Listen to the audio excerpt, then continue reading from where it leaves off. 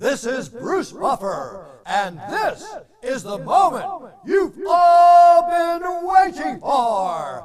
It's time for the MMA Holes!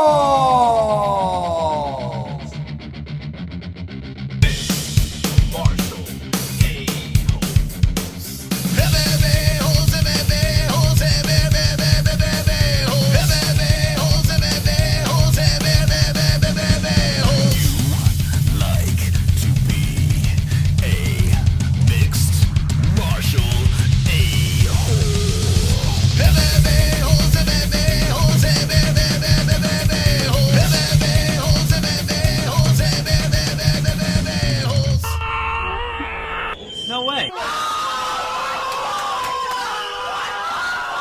From the Sunosi 1K Studios of Arizona, the Carnage of UFC Austin. Let's recap UFC Fight Week. Lots of stuff to talk about tonight on the MMA Holes.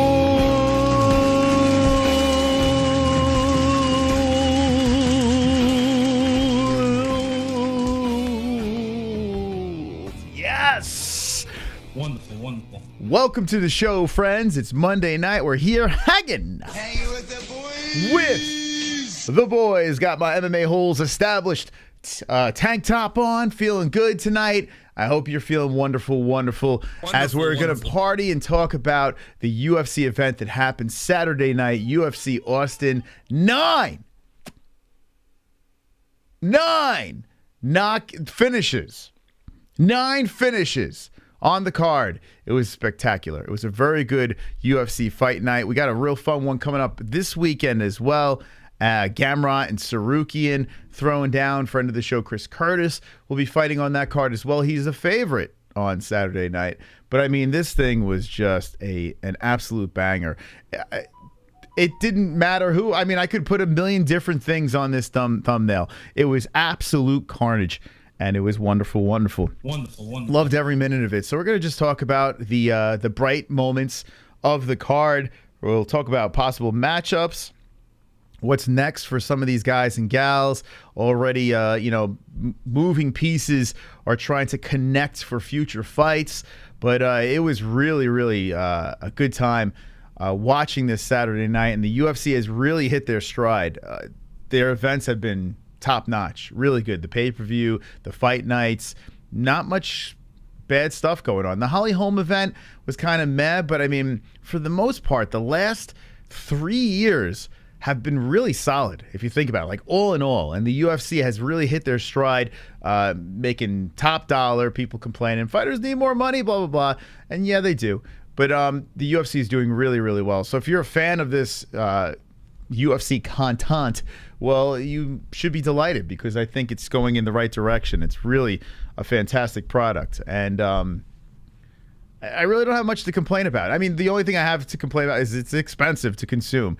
But other than that, I mean, it is a damn good time. It's a good time to be a UFC fan. So we're going to go through this card. We're going to hang out. We're going to talk about some stuff that happened Saturday night. And let's see what's going on in that chat. Who's here bright and early on a Monday night? I forgot what night it is. On Juneteenth. And a happy Juneteenth to those who celebrate. Emmett and Lasagna are Gyno brothers. Wonderful, wonderful. Nice. Let's get ready to stumble. Sober Carl, what's up? Drunk Savage, what's up? Cinnamon Cater got minorly robbed. Yeah, every event there is, we're talking about someone getting robbed. It's bad judging, this and that. I mean, listen, I went back and I was looking at the fight, the 4th round. I agree Cater won that round. So I understand why people are kind of shitting on that one judge. That was it, Ioli or what I don't know his name, but anyway, he went with Emmett in the 4th round. So I get it why people are upset. And if I was Calvin Kattar, I'd be a little disturbed by it. But as a fan, watching that fight live, I thought Kattar won, yes, but not by so much of a landslide. where I was just like, this is crazy. You know, like, it was close. This fight was extremely competitive, extremely close. I watched Dana White afterwards talk about it, and he agreed with us, saying that it could have went either way. I mean, come on. What do we, like, I think we're getting to the point now where it's just we're looking to complain. You know, this was a great card. Kattar should have got the win, you know, leaning towards Kattar, but it's such a damn close fight. It was such a back and forth scrap. Both guys had, you know, damage on their face. A little more on Emmett. So if you're looking at damage, I can understand how you're a little upset that Kattar didn't get the dub. But Kattar got fucking rocked multiple times in that fight. He got hurt and stumbled a couple of times in that fight where Emmett was just looking on fire. Like, that, it was just so back and forth. Just enjoy it. Like, I mean, unless you know the guy, or maybe you have money on the guy, like maybe people have money on Kattar and that's why they're going so crazy. Just as a fan, being unbiased, and I got to be honest, I was leaning towards I picked Kattar, and Kattar's a CES guy, so I tend to root for those guys. But as a fan, I mean, I don't see a problem. So I disagree, but it's not like, who cares? Who really cares? I want to know in the chat if you're fired up though. If you're thinking that this is a complete robbery and we must burn down all the judges. We must burn them from top to bottom, destroy them all. I had Emmett winning. He could have went 3 more rounds, but the fact that Kattar's title fight for his career was on the line and he should be fighting for a title. No, you could make an argument that this fight was not a #1 contender fight for either guy. I think one more and then you can talk about it. And remember, Kattar got his ass whooped by Holloway. Like, he got fucking murked by Max Holloway. One more fight. If Kattar won this fight, a close decision win doesn't get you a title shot. It doesn't. Even if Kattar won, yeah, I mean, you're a step closer, but the next fight, you're not fighting for a title. I lean towards Kattar, but I don't know what round either guy won. Okay. Man versus monster, always bring garlic. I was joking around on social media because people were talking about Volkanovski versus Emmett, and I was calling him Volk Helsing. Wonderful, wonderful. Anyway, the vampire won. I mean, what are we going to do? What are we going to do here? I mean, come on. Let's stop with the robbery stuff. It's just like every card. Every card, we're just screaming and yelling about robberies. There are some situations where the judges are just all over the place and just a hot mess. This one was close. This one was close. Let's go through this card over here. Let's do it. And thank you for joining in. Make sure you hit the fucking like button. There we go. Here's Tapology loaded up. You had 13 fights on this card. Unfortunately, Daddy Cowboy did not fight on the card because of Joe Lozon's situation. And then seeing them, did you guys see the videos of them working on Joe? Like, they threw everyone at Joe Lozon, like the medical staff, everyone they could any sort of medical person they could throw at him, they did. The dude's knee buckled. It was such a bizarre situation and he couldn't stand up. He said like it happened while like they were all in the room together, but he didn't want to make a big scene about it, so he was just kind of chilling. He's like, hey guys, I can't stand up. I'd never seen anything like it. It's bizarre. It's just knee lock up, not being able to stand in the UFC. I mean, people's knees lock up, yes, but I don't think I've ever seen it in the UFC. And if it did happen, I guess it was on a fight that no one cared about. I don't know, but yeah, they tried everything they could to get Joe back in there. And Dana said, listen, the Joe Cowboy fight, no more. They're moving. The ship has sailed. So Lord knows who Cowboy is fighting next. I mean, you could throw a lot of names out there, so it's not the end of the world. You were looking pride-ish today. What's going on? Why? Because I have a blue tank top on that says Mma-Holes. Why, you interested? Delton, you want a little piece of the pie or something? I mean, listen, I'm straight, but I don't blame you. Let's go to the first fight on the card. The fight between Cheyenne Vlismas' new man. I don't know if they're still together, but Roman Dolidze did something to Kyle Daukaus that I'm sure Kyle would love to have his memory erased of the night that this happened. This was just a one-sided, complete fook fest of Roman Dolidze just destroying Kyle Daukaus. Kyle Daukaus went in there. It's like he fought a blender. A giant blender that just like literally just chopped him up. And I mean, my man got hit with this fucking knee, goes down. And I honestly didn't think Kyle Daukaus, I mean, anything's possible in a fight, but to see him get run over like that is just, I mean, I did not expect that. I did not. And Dolidze goes in there, makes a statement. Limited professional fights over here, very fancy chest hair. And the guy at 33 years of age, now on a 2-fight win streak over Kyle Daukaus. If you did not see this, this was what they opened up with. This fight, which was just like, whoa. Like that, I mean, if you were skeptical about the card, this one was like, okay, this is going to be wild. This set the pace for the whole damn night.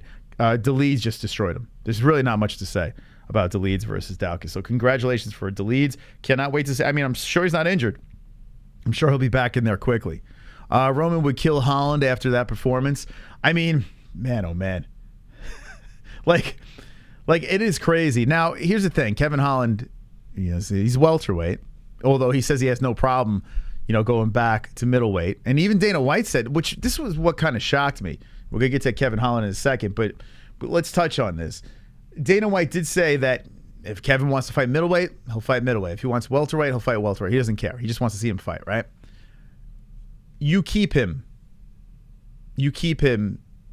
at welterweight. Why? Why would you put him back up at middleweight? Let him at least charge up for a belt or something like that. And then if he can take gold at welterweight, then you start talking about middleweight. Well, what's the rush? The guy looks great at welterweight. Like, why? I don't know. Maybe unless it's like a short notice fight and Kevin likes to jump in short notice and take a middleweight fight, I guess. But I just want to see Kevin compete at welterweight and see how far we can go with this experiment, because he's looked great. He's submitting fools, for God's sakes. So Kevin Holland, the sky's the limit for Mr. Loudmouth. Now, Phil Hawes versus Deron Winn, another beatdown, complete mutilation. This one, he gets put out of his misery in the second round. I got to put this picture up. Hold on, let me go to Instagram. Minnie, I didn't even put this together, and to those on the internet that did, good on you. DC had to interview the guy that beat the living snot out of his protege. So that must have been rough for DC to do. So I kind of want to go back and run it back and listen to that interview. That must have been incredibly uncomfortable. But Deron Winn just got completely annihilated. Let's see the picture over here. He put a statement out.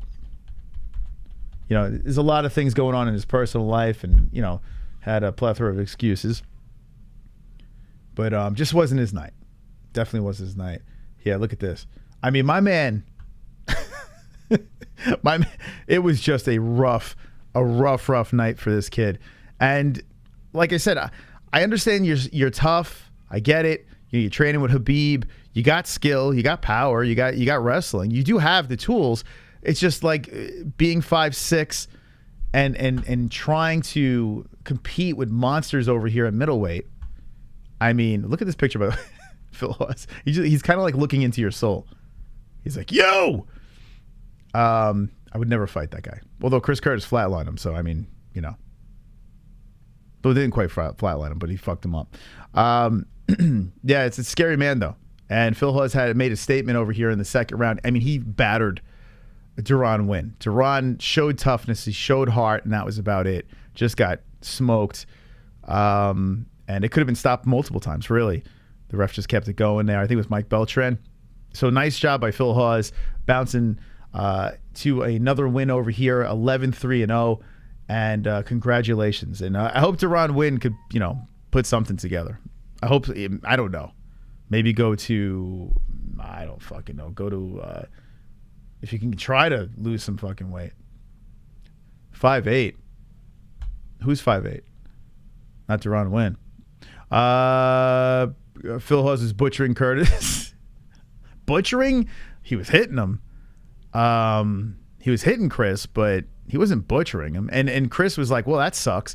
When he came on the show, he was basically saying, that sucks. That wasn't fun. But butchering. That might be a little excessive. Okay, here we go. Cody Stamann bounces back in a fight that basically was tailor-made for him. Eddie Wineland wound up retiring after this fight. Stamann needed this in the worst way. He was a minus 650. If you lose this fight, I mean, you're donezo. That's it. Izzy press conference at 10:30. Yeah, I did see that. I was going to switch things up and go that route, but it's kind of dopey. Like, it's just Izzy, Volk, and I think it's the Aussie guys, right? And who's it, Kai France? I think Glove Touch, I saw he did put some stuff on Twitter. Nice job, Glove Touch. We're finally getting things together. For those that don't know, there is a UFC 276 and 277 press conference, a combo. So it's featuring Adesanya, Volk, and Kai France. I mean, all right. The fuck are they going to talk about? There's no trash talk, right? So they'll be like, hey, man. Like, what kind of, I don't understand. Like, what the fuck? What kind of weird ass, I don't know. So 12:30 p.m. I think that's 10:30 my time. So I'm assuming that is, wait, 12:30 p.m. Oh, so Sydney, Australia, 12:30 p.m. there. Okay. 10 p.m., 10:30 p.m. Eastern time, excuse me. I should have read the first part. Yeah, so 10:30 Eastern time, so it's like in 14 minutes if you guys are interested in that. But I got to be honest with you, like I was gonna play it on here. I couldn't give two shits. Like maybe I'll listen after the stream. But if you guys listen to it and jump in the chat, let me know if I missed anything good. But what are they gonna do? Izzy, Volk, and Kai France. Okay, what the fuck are they gonna talk about? How great they're gonna do? Like we need a counterbalance in a fucking press conference. No? All right, let me know if you're gonna listen to it, and if you do, let me know if anything cool happens. Like what are you gonna pull out of that? All right, so yeah, nice job by Cody Stamann. Had to get this win, did it in dramatic fashion, knockout in the first round. And then we go to this fight over here. I gotta say, I'm sorry, Maria Oliveira. I apologize. I was disrespectful. Thought you were gonna take the L. I mean, I wasn't disrespectful. You have a great ass. I'll give you that. But she comes into this fight against Gloria DePaula, and both of them, let's be honest, both of them aren't like top tier. They're not like the best female athletes out there that that we've seen. But then again, we don't really have much, information on Maria. All I know, she got 5 losses. I think she lost the Contender Series, right? If I'm not mistaken. Let me double check.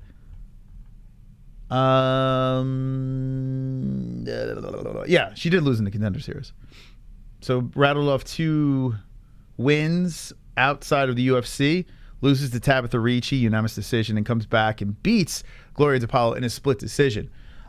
This fight, now the 2 lady fights on this card, I really don't have to spend too much time on it, but I do want to give her the respect that she deserves. Because not only does she have an amazing big ass, but she went out there and she tried everything. I mean, she was licking her hands. She's screaming and yelling. She was fighting like she was possessed in that fight. So I got to be honest with you. I kind of want to see her fight again. Like I'm interested in seeing what she's nuts. The girl is a freaking lunatic. She went out there and she was fun to watch. Maybe a little reckless at times, but still entertaining. So I'm in, Spider Girl. When are you fighting again? I'm going to watch. I'm going to be interested. Now, it did go to a decision. It did stop the Carnage party, but it's okay. It's okay because as we progress in the card, the Carnage comes back in play. We go to Ricardo Ramos. Now, let me just say something here. I don't know what the hell a spinning back elbow is. No freaking clue what that is. I mean, it doesn't even exist. It's a spinning elbow. We have a video on our Clips channel. Go give it a follow over there. We are 10 away from 100 subscribers. I mean, we're going viral on that thing. Just got that thing launched. Jump over to the Clips channel. Maybe you'll be number 100.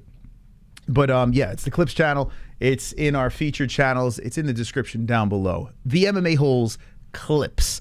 And you'll see snippets of our long marathon streams. But Ricardo Ramos gets the spinning elbow finish, destroys Danny Chavez, a very beautiful elbow that came in there, kind of disguised it, came in, boom, hits him, and Danny Chavez goes out. So very nice job by Ricardo Ramos. And Brazil, back-to-back dubs. Back-to-back dubs. Interested to see this kid fight again, though. He was fun. He really was fun.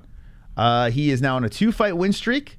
So good stuff. Good stuff. We'll see what he could do in his next fight. Definitely keeping an eyeball on him.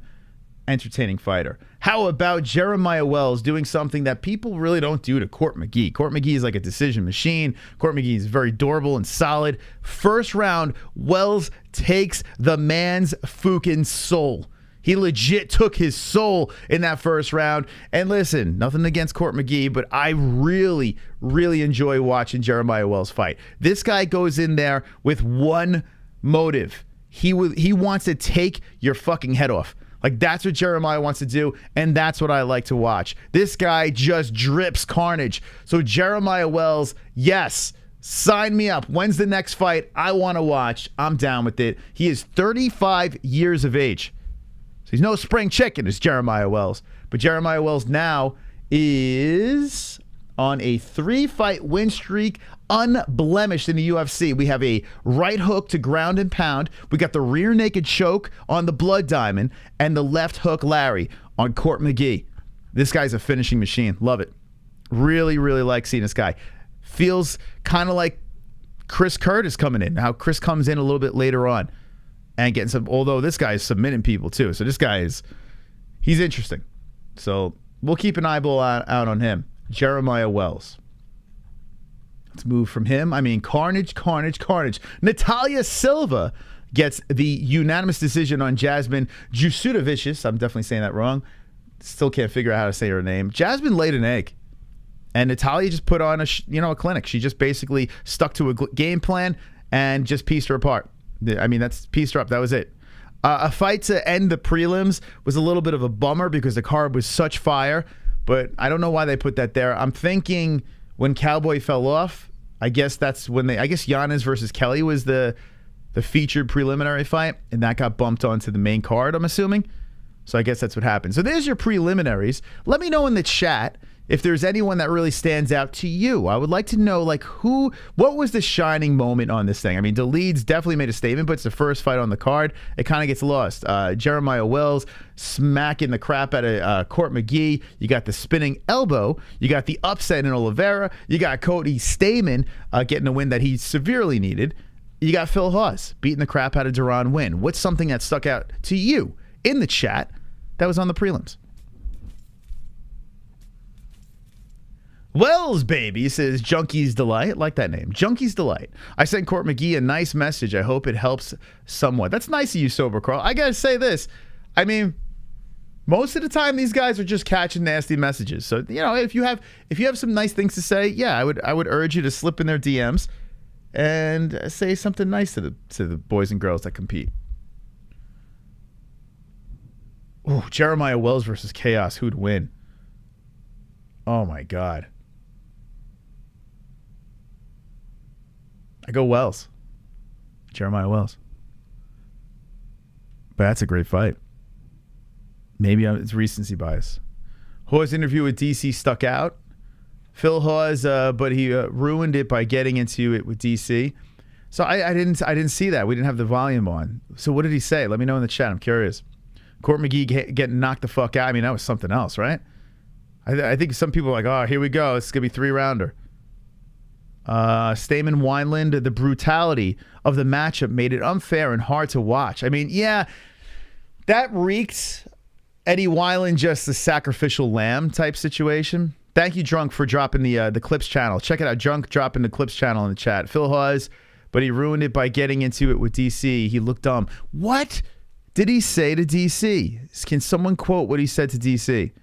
I can't play it on here. I'll run it back after the stream. What did he say to DC? Hawes was yelling at DC for partnering with Win because he thought he was a can. No kidding. Well, I mean, so Hawes just giving him like talking smack since Duran Win was his boy? That was messed up. They did give Wineland his retirement speech. They didn't give his. And Eddie Wineland's got a bunch of UFC fights. But, you know, the show must go on. Just scoop him out of the cage, dump him over, and see you later. Yeah, he didn't get to, like, lay down. And he didn't put the gloves in there or anything. All right, here we go. Hawes told DC, you picked the wrong one, DC. DC said, I don't pick the fights. Why would I want that for Duran? Show some respect. Oh, boy. Oh, Phil apologized to DC right after. Hawes talked smack since he thought The matchmaking was stupid and thought Win was a can. Then DC shut him up. So good, and he apologized. Oh, wow. I got to listen to that. Shit. Yeah, we didn't have the sound on, so I didn't even hear Phil Hawes' speech, and it was just such a beating on Deron Winn. But I wish I would have put 2 and 2 together. I mean, we spoke about how he's like a mini DC, the whole deal. I don't know why we didn't pay more attention to DC doing the post-fight interview. Adrian Yanez staring at Kelley after. Yeah, that's on the main card. We're going to get to that right now. Adrian Yanez I actually reached out to him again. I don't know what the fuck. I guess I'm going to have to hit his management team. Usually I can get these guys on social. He's a slippy one. I also reached out to someone else. I'll tell you in a sec. Sorry, I got some messages. I reached out to Gregory Rodriguez, which the Brazilian I'd like to get on the show. That guy, he's got a crazy finish. We'll talk about that in a sec as well. Okay, here we go. Weiland took the gloves off and they didn't let him put them down. Messed up too. Yeah, that's kind of messed up. Yeah, so he took off the gloves, so he was meaning to drop him in the cage, and they didn't let him do it. That's kind of shitty. That's a shitty thing. It's like, bro, you were here to lose. Get out of the cage. It wasn't during the post-fight interview. It was right before Herb Dean stepped in. Wait. So you're talking. So Phil Hawes and DC did not get into it in the post-fight interview. Is that what you're saying? Does Ali let his guys come on your show? No, he does not. Yeah, our first experience with that was Chris Wade. Chris Wade flat out said he said my manager, and then I was like, who is his manager? And I did some research. It was Ali. Yeah, his manager. He's like legit. He's like, I come on, but my manager won't let me come on. And it wound up being Ali Abdelaziz. So then I was like, all right. It's gonna be like that. The only one, Kayla Harrison, we haven't really reached out to Kayla. She seems like she's kind of like, she's like, fuck Ali, and she'll do whatever. Champ Aljo's a champ. John Jones we had. What other champs do we have on the show? Chael Sonnen, undisputed champion. Who else? Shit, man. What are the champs? I'm trying to think of actual champs. That's the only ones I could jump in my mind.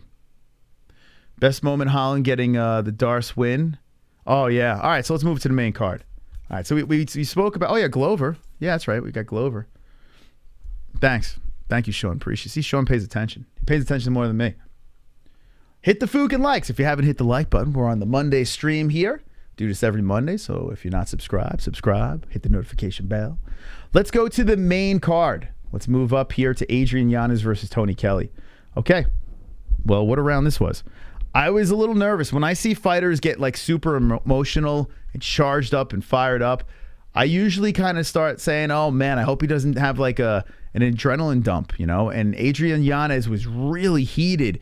There was some talking going back and forth. I'll pull this fucking thing up. What's Sarukian? Get off my screen. What are you doing, bro? I'm getting Sarukian bombed. Sarukian and Gamrot. What the fuck?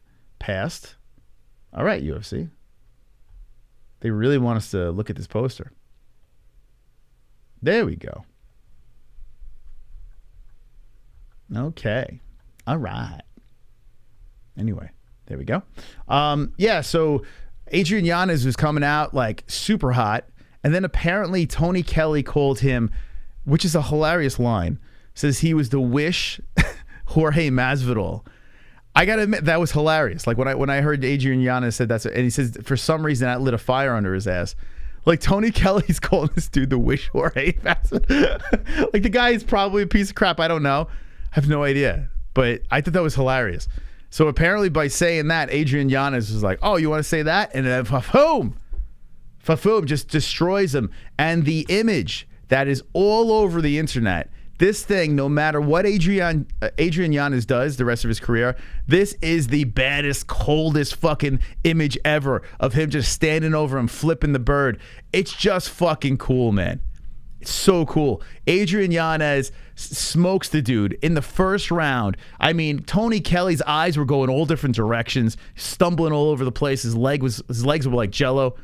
And Adrian Yanez just stands over him and flips the fucking birds. It was great. What a moment. Brazil was going crazy on the internet, on Twitter. I saw Gilbert Burns was giving him a shout out. And if you didn't know the backstory, Tony Kelley apparently said something in, not apparently, we actually played it on the show, to Andrea Lee in her corner about like something filthy Brazilians. I don't know what the hell he's, I don't know. Quote him in the chat. I don't know what the fuck he said. Something like smelly, filthy, I don't know, shitty, dirty Brazilians. I don't know what the fuck he said. What along those lines. And Adrian Yanez, he ran with it. And it wound up being a great move. Adrian got this fucking viral thing going where everyone jumped aboard and it's like, yo, smash this dude. And that's what he did. Adrian went in there. And I feel like this win here for Adrian Yanez is a signature win. From this point forward, if this guy charges up the rankings, everyone's going to look at the Tony Kelley fight and they're going to say, oh, whoa, that's where it started. Now, granted, he's been doing things before this, but this is the fight. This is the one. If this guy charges up and fights for a belt, and seeing him fight Aljo, I have a feeling Aljo's going to run. Like, if Aljo sits as champion, I have a feeling he doesn't want to fight Merab. Merab keeps winning. Aljo says he'll switch to 145. He said he'll actually go up. And I think the same with Adrian Yanez. They trained together, getting ready for Piotr Jan. He brought him into camp. He says he's a beast. Aljo is like very high on Adrian Yanez before this fight. And I have a feeling the Funk, if he keeps winning, he might switch to another weight class. He might actually go up because I don't think he wants to fight his friends. I don't know. But could you imagine Adrian Yanez charging up there and getting a belt? I mean, it's possible. The kid's good. Really, really good. A lot of people calling out Adrian Yanez. And the one that just sticks out to me is fucking Sean O'Malley. I mean, like, that is the one. Adrian threw his name out there. Sean O'Malley versus Adrian Yanez. I mean, can you please put that together for me? Kai Kara France versus Adrian Yanez. Who wins? Damn, man. Fucking A. Making life difficult for me here. Kai's a fucking beast. Kai is a fucking beast. But Kai's at fucking 125. But still, Kai is a fucking savage. Let's see. UFC is late on the Pressy. Yeah, all right, yeah, let me know how it goes. Who would win in a fight, Colby or Usman in a street? Wouldn't Colby just pick him up and then smash him down? Or would Usman shatter his jaw before he could take the takedowns? Wait, what?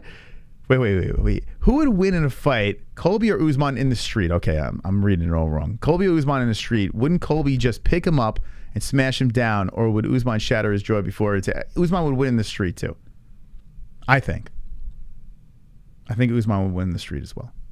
Usman is Colby's daddy. Although Colby has been competitive in those fights, I mean, Usman beats Colby in the street. Did you see Yuri shaved off his hair? I did. Do you think this will affect his knockout? Could you imagine, Dustin? Could you, like, it is funny. To those of you that are superstitious, you gotta wonder, right? Like this dude is like weird. He's zen. He's got these mythical powers. People say he fucking prances in the forest and gets ready for his fights. I don't know. And then he lops that lucky locks off. I'm assuming he's going to grow something out for another fight, I would imagine. I don't know. I don't know what's going through that guy's head, but I can't wait to see him fight again. Let's go to the rest of the stuff here. By the way, I want to give a shout out to our sponsors over here, mybookie.ag, promo code MMAHOLES for 100% match on your first deposit. Head Rush. We re-upped with Head Rush. They got some wonderful, wonderful gear over there. 20% off the sexy stuff over there. They got some shorts. They got some tees, some tanks, hats. They got all cool apparel, top tier, top of the line. This stuff lasts. Like a lot of the shirts that I wear have full apart. I mean, even our shirts. We got some good shirts, but Head Rush got premium shit. So if you want something that's going to last a long time, that looks fucking badass, check it out. 20% off. Promo code MMAHOLES. When we get our new stuff in, we'll rock it on air. Sheath Underwear, the best underwear in the game. Premium undies as well. 20% off. The code is MMAHOLES. It's a good gift. It's a good treat yourself. You know, the ladies, the men can wear beautiful, comfortable underwear. Check it out. And let me know. Slide into the DMs. Let me know what you think about Sheath Underwear because they got some really, really comfy undies. 20% off. Promo code MMAHOLES. ESPN Plus. Guys, I want to say a big thank you to everyone that uses our promo link that's in our description down below. ESPN Plus is how you watch the UFC. It's that simple. So if you want to watch the Contender Series, or you want to watch The Ultimate Fighter, you want to watch Fight Nights, you want to watch the pay-per-views, it's all through ESPN Plus. So everyone that uses our link down below, we get a little piece of the pie. And I got to say, you guys are keeping us alive by using our link. All you got to do is click it. It's not that hard. You click the link, you use it, bang, we get paid. So thank you so much to those who actually take the time to actually click a link. You are wonderful, wonderful. Wonderful, wonderful. Okay. All right, let's talk about the rest of the fights here, okay? Let's talk about Julian Marquez, who was in a war. This first round, actually, let's see. Let me go to... Actually, you know what I'm going to do? I'm going to go to our clips channel. This basically shows you the nuttiness of... Oh, by the way, check this out. This is fucking nuts. This is from the Adrian Yanez fight. I mean, Tony Kelley's eyes are going in all different directions. It's just crazy, man. What a shot that is. And thank you for the Happy Father's Day. I hope everyone had a Happy Father's Day yesterday. Those that have put seeds in women. And to other people, I hope you had a great day as well. I hope everyone had a great day. Here's Nosferatu. By the way, our Discord memes, whoever's dropping the memes in the Discord, shout out to you guys and girls. If we get some saves tonight, we'll dive into those Discord memes. They're freaking hilarious. You guys are really funny with that shit. So this is the night. This is on our Clips channel over here if you want to give it a subscribe. It's on our community section over there. Jump on over. We're trying to grow our Clips channel. We just launched it. But we feel if we grow this channel over here, we can take a lot of snippets from our big 3-4 hour shows. People can't sit through all those hours of MMA holes. We give you some of the highlights of the moments, the highlights of the interviews, highlights of the reactions, or you know, just little snippets of crazy things that happen on this show. But this was Saturday night.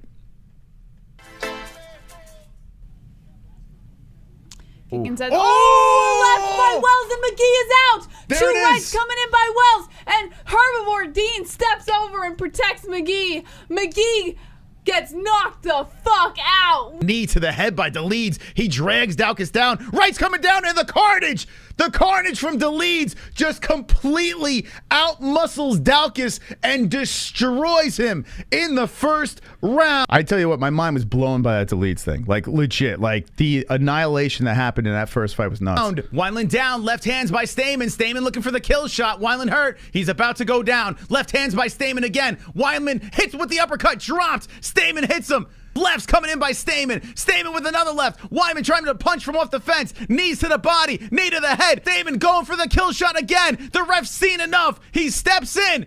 And the Carnage happens in the first round. I mean, that was a lamb to the slaughter right there. And he retires. 22 left. Now here's the Adrian Yanez one.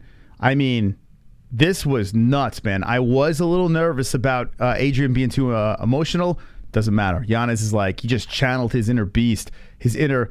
wish Jorge Masvidal, and destroys Kelley. And Yanez cracks him with a beautiful left. Tears of blood by Yanez. Kelley's buckled. More shots coming in by Yanez. Kelley down. Kelley's down. Left hands by Yanez. Yanez stands over him. Talks some shit. Yanez says, eat my fists. Enjoy your carnage. Counter right, and then a spinning kick to the body misses. 4:03 on the clock. A lot being thrown here, but I can't necessarily say a lot landing. 1-2 coming in by Chavez, landing upstairs on the head of Ramos. Calf kick attempt by Chavez, misses again. Ramos now inching forward on Chavez as Chavez moves along the outside, back and forth. Oh, a spinning elbow! Knocks Chavez out! Chavez down on his ass, and the ref stops the fight as Ramos drops 1-2 shots, and that is the end of the fight, guys. I mean, if... Look at the faces right there from that spinning elbow. This is the prelims. Everything that you've seen so far is the fucking prelims on Saturday night. Now, I'm pretty sure you guys in the chat, if you were watching along with us, you probably had the same looks on your face. I mean, it was bonkers. That was the preliminaries. Chavez down on his ass, and the ref stops the fight as Ramos drops 1-2 shots, and that is the end of the fight, guys. Chavez just got knocked the fuck out. The right, and Marquez goes... All right, so here's the fight that we're going to talk about. Marquez versus Rodriguez. One of the craziest fucking first rounds ever. And Marquez did wind up tagging Rodriguez after he was punished in that fight. Nothing stopped RoboCop. He was unbelievable, unstoppable, and here's the call. Stumbling to the cage, a knee coming in by Rodriguez. Marquez with a desperate right hand, another right by Rodriguez. Rodriguez with the right, Rodriguez another right. Marquez on his knees, trying to get back up. Rodriguez elbow from the side. Ref looking to stop this. More elbows. Rights by Rodriguez, another right Rodriguez. Somehow Marquez is still standing. He's wobbled and hurt against the fence. Rodriguez is going right, left, right. Marquez stumbling some more. The ref is looking at him and seeing some life still left in the eyes of Marquez. Marquez trying to punch from off the fence. Marquez drops Rodriguez. Rodriguez stumbles down. Both fighters are in the pocket, slinging gloves back and forth. How is Marquez still standing as Rodriguez hits him with, oh my God, he's dead, he's dead, he's dead. Marquez is down as Rodriguez tags him with the right hand. What an amazing first round. Rodriguez, Gregory gets the win. First round Carnage. What a war. That fucking fight. Like legit, no, I mean, was that first round, because that's all it was. It was a first round, was nuts. Now we're talking about signature wins. Gregory Rodriguez. I immediately jumped onto Instagram. I slipped into the DMs. I'm going to keep trying to get this guy on. The guy looks like a Obama. We're trying to get this dude on. I was looking to see if he spoke English. He does. Got to get this dude on. By the way, he's 30 years old. Looks like he's in his 40s. It didn't age very well, but it doesn't matter. The guy's still an Adonis, and he's powerful. He can pretty much beat you anywhere. This guy is nuts, man. Absolutely nuts. That's Gregory Rodriguez. So big win for him over Julian Marquez, the Miley Cyrus ex-boyfriend. Then you had this fight over here, Umagalov versus Kuda Delides, however you say this guy's name. Just a really close scrap between the two. Good scrap. Tight, back and forth.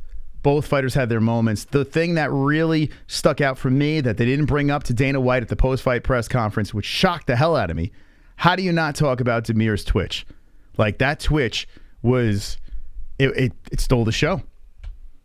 He was fighting, and as he was fighting, like he was doing this weird-ass twitch. Even when I spoke to my father's like, what was up with that guy's twitch? Like, it was the most distracting thing in the world. And all I was thinking is, if you're fighting a guy that's constantly twitching like that, it's got to throw you off a little bit. I'm curious if it threw off Garam, but nice job by Demir, just slipping out a split decision. Joaquin Buckley, what a beauty. Joaquin Buckley gets it done over Albert Duraev. Let's see, did Jesse have the call on this one? Hold on a second.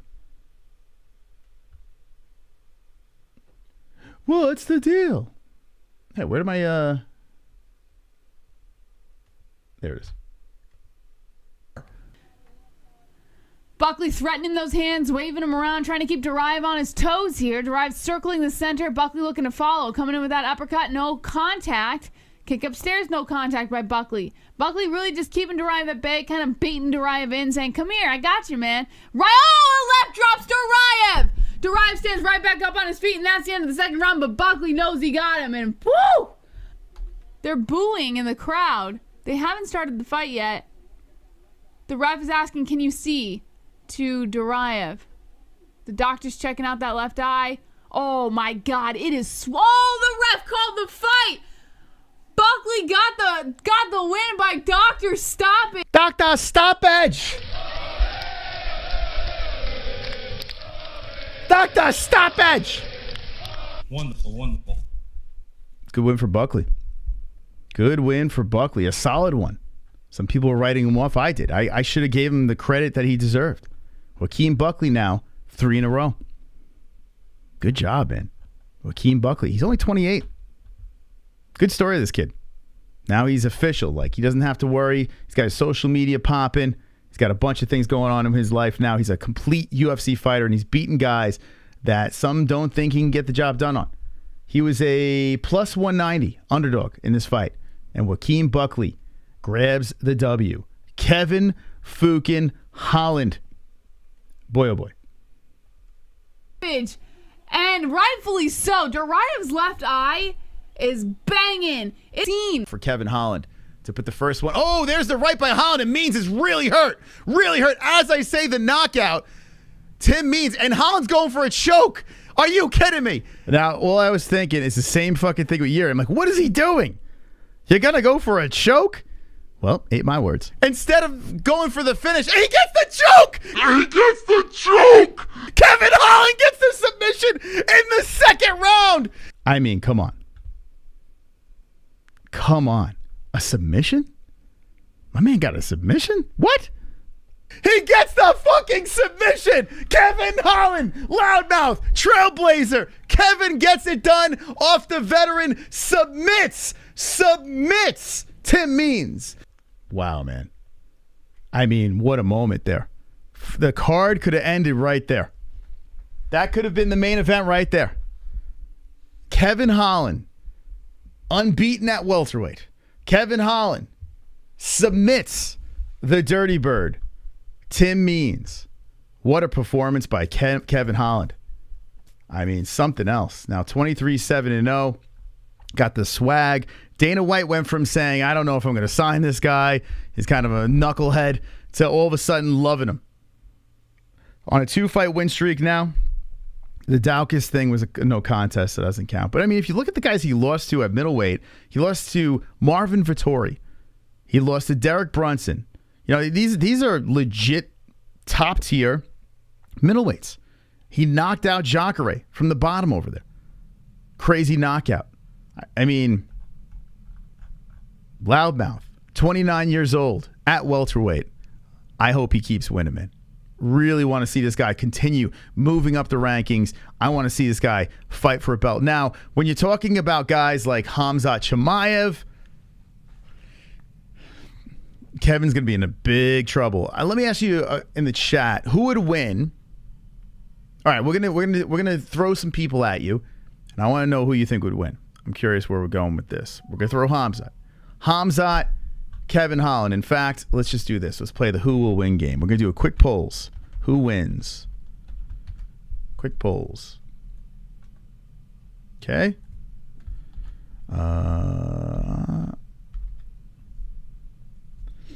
Okay.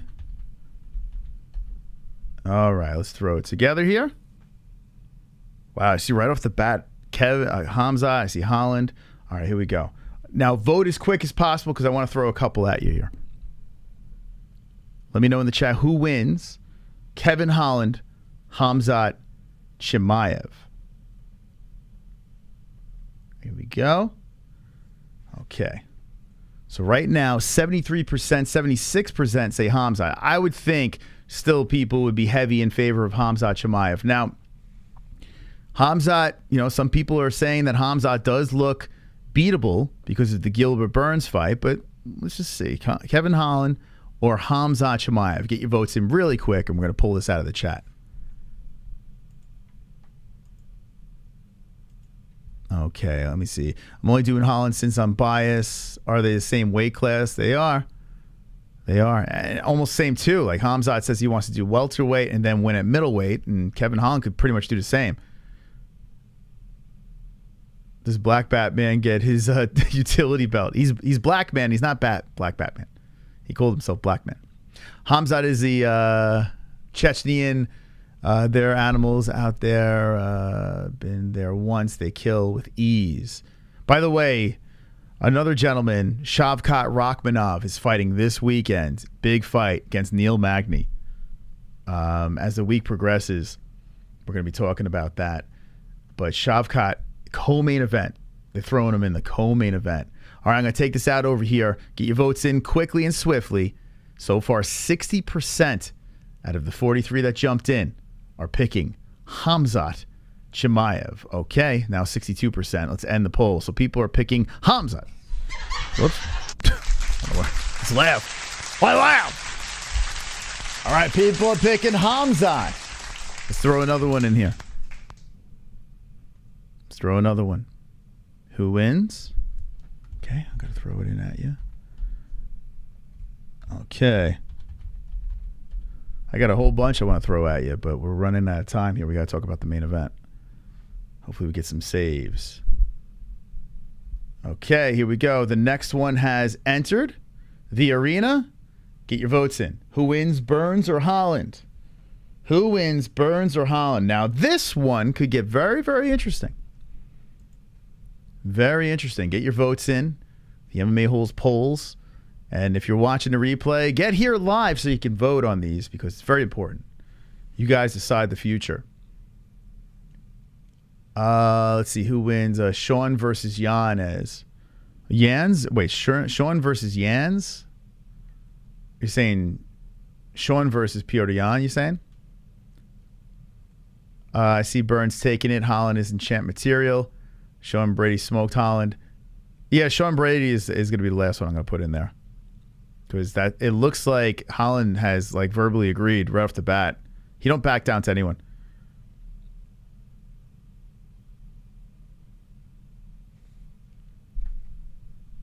Okay. Get your votes in quickly. As quick as possible, and we're going to pull the poll. Right now, Burns 58% wins over Kevin Holland. So far, KHAMZAT throwing at him, KHAMZAT wins. And Burns throwing at Holland, Burns wins. Okay. 3, 2, and 1. We're getting rid of the poll. So Gilbert Burns. I'm going to throw another one in here, and I think there might be a clean sweep. But now I didn't even talk about COLBY. I didn't talk about Kamaru because I think I know where that's going to go. But let's throw this one in there. Okay. And there we go. All right, here we go. Here's the final poll, unless we get some saves, and then we'll go crazy with the polls. But here's the final poll. Who wins, Brady or Loudmouth? Kevin Holland, who wins? Now, Sean Brady is, this guy's a very good grappler. And he's a pretty decent striker. He's a solid, hard-hitting striker as well. But Kevin Holland has submitted Tim Means. Kevin Holland has some good hands, quick hands. He's long. He's going to have the reach. Oh, so Holland is in the lead over Brady. This is very interesting. We'll leave this up for a second, and we'll talk about the main event. Very interesting. You don't know who Brady is? Sean Brady? Come on, dude. Hold on, I'll pull a picture up for you so you maybe refresh your memory. He's the dude with all those fucking tattoos. Hold on. Although his last fight was kind of subpar. Here, let me show you. 15-0. Sean Brady. 15-0. He looks very solid. He's been grappling on his off time as well, looks like. The Chiesa fight was, listen, it went a decision. But he beat Jake Matthews. And we saw how good Jake, by the way, how good did Jake Matthews look in his last fight? It looks like legit like a killer now. And he finished him. He finished him with an arm triangle choke. Got the guillotine on Christian Aguilera. Ismail Nurdiev, I don't know how you say his name. Got a decision on him. Did go decision with court. Let's see. And then that was his first UFC fight. So he's got 1, 2, 3, 4, 5 UFC fights so far. Kevin Holland versus now I don't know if the UFC puts this together because I feel like this is a recipe for disaster for for Holland. So I don't know if the UFC is going to really pull the trigger on this. It would be fascinating. It would be a fascinating fight. All right, let's look at the poll. And the people are picking Kevin Holland. Wow, by 56%. Let's go. Jake's not on the prospect list because I was going to put him on, but he's been in the UFC for a while now. Like he started when he was 20 or like 21 when he was in the Ultimate Fighter, and he's been so like kind of up and down where right now he looks really, really good. If he has another crazy performance, I throw him on there. But he's been in the UFC. He's kind of a veteran, so he doesn't fit my criteria for my prospect list. But he's definitely someone to look out for. All right, let's look at the main event here. Here we go. Let's go to Calvin Kattar. Now, we spoke about it pretty much enough about it in the beginning of the show, but let me just touch up what I feel about this. I thought this fight was incredibly close. Like, it was so close where I have zero issues in the decision. I thought that Calvin won. I see what people are saying about that fourth round, and I agree. I think you're right about that. But when a fight is so close And I understand these stats look lopsided here, 130 to 107. I get it. But the fight itself, I mean, Calvin was getting smashed in some of those rounds. And I thought it was so back and forth where you could literally flip a coin at the end. Now, the coin in my favor went to Calvin, and they picked Emmett. It's just not too separated for me to go crazy. And honestly, even if Calvin wins this fight, he's not guaranteed a title shot. Josh Emmett wins this fight, he's not guaranteed a title shot. So it doesn't like, you know, they're right there. They're in the mix. Now, Josh, of course, gets a little closer to him, but I would still think he needs one fight. Calvin, in such a close fight over here, you get another win, and then boom, you're right in the talk again. You know, so I have no issues with this fight. It was a good fight. It started off a little slow, where they were feeling each other out, but once they got going, it got very interesting. And here's a picture of Josh Emmett on our thumbnail. It looked like he collected a little bit more damage than Calvin in the fight. But, you know, throwing those jabs out there over and over again, the 1-2s, you know, it just didn't seem like, I don't know, it didn't seem like it was really changing the momentum of the fight to the way that I thought it was going to be, like, you know, a robbery. So it is what it is. It is what it is. Let's get your final thoughts on Calvin Kattar versus Josh Emmett, and we're going to go into a save the show. I see JJ saying robbed. Yeah, I mean, people online are legit like screaming and yelling about it being a robbery. It's not. It's not. Kattar needs to bring back this Boston Marathon bombing energy. Yes. Wonderful, wonderful. Yes, beautiful. Damage is king, says King Leon or Lion. TRT says John Montgomery. Look at the stats. All the damage Emmett face. All the damage Emmett face. All the damage on Emmett's face. Listen, like we said before, these stats are for the entire fight. You know, this doesn't tell the story. It doesn't. It really doesn't tell the whole story. So I can't go crazy over it. Josh Emmett had his moments. I do think Kattar won, but I don't think it was a landslide. I don't think it was like, you know, a robbery, I should say. I just can't get behind Emmett. I don't know what it is. He's not very likable in my opinion. You know what it is? I'm gonna be completely honest with you. I don't think he's a bad guy. He's probably a really cool dude. But I think I see Emmett as such a boring fighter. I don't find him boring at all because he has power. But I think it's because he looks weird. I gotta be honest with you. I think he's such a fucking weird looking dude that people are like, yeah, I don't want to watch this. Kind of creeps. Maybe people get nightmares or something. Dude looks like a bat. You know, he's a really odd looking dude. He's not, you know, he's not pleasing on the eyes. So I think that's what it is. I can't, because he's slept a bunch of dudes. It's not like here, let's go to his resume here. Now the problem with Josh Emmett is he's had those long breaks. So you can't really get on the Josh train. But if you look at his stats over here, I mean, the last 3 are decisions, so I get it. The last finish he had was, 2019. But his finishes were, like, here we go. Here's, like, a run of finishes over here. The Bektic ground and pound, the overhand right on Michael Johnson. He got knocked out by Jeremy Stevens. Who the fuck is that guy? Who the fuck is that guy? Ricardo Ramos, he smoked. Like, some of the finishes in there, when he cracks you in the right spot, I mean, you are, like, it is just scary to watch. And Calvin's face held up. He got cracked multiple times. Calvin's face held up nicely. I don't mind the fact that he's the type of guy that tries to take your head off. I kind of like that. But I think he's just so fucking weird to look at. You know, it looks like me without hair. Yeah, it looks exactly like me without hair. That's why I keep my hair on my head. Or I look like this. But yeah, he's a weird looking dude, man. I think that's what it is. I think people are like kind of freaked out. They're just afraid to say it. He looks like the kid in like the 80s movie. That's like the bully, like the weird redheaded bully. I don't know, but the weird face. He's in the kid in the Christmas movie that's bullying you. Like, I don't know. But he seems like a nice guy. Let's do the save. By the way, Save the Show works like this. Whatever comes in, we just add to the clock. That's how it works. So drop a donation, save the show. We got 5 minutes on the clock. Any donation that comes in from this point on, we extend the show. If we get enough donations, we'll open up the fucking phone lines. We'll talk to the fucking people. Let's go. Let's see if there's any fucking heroes out there. Let's see if anyone wants to support the show. 5 minutes on the clock. We are about to start the clock right now. Will there be a hero tonight? If not, we'll see you on Wednesday night. Let's see if we got some heroes tonight. Wonderful, wonderful. What do we got here? This is John Montgomery. Thanks for the follow on Twitter.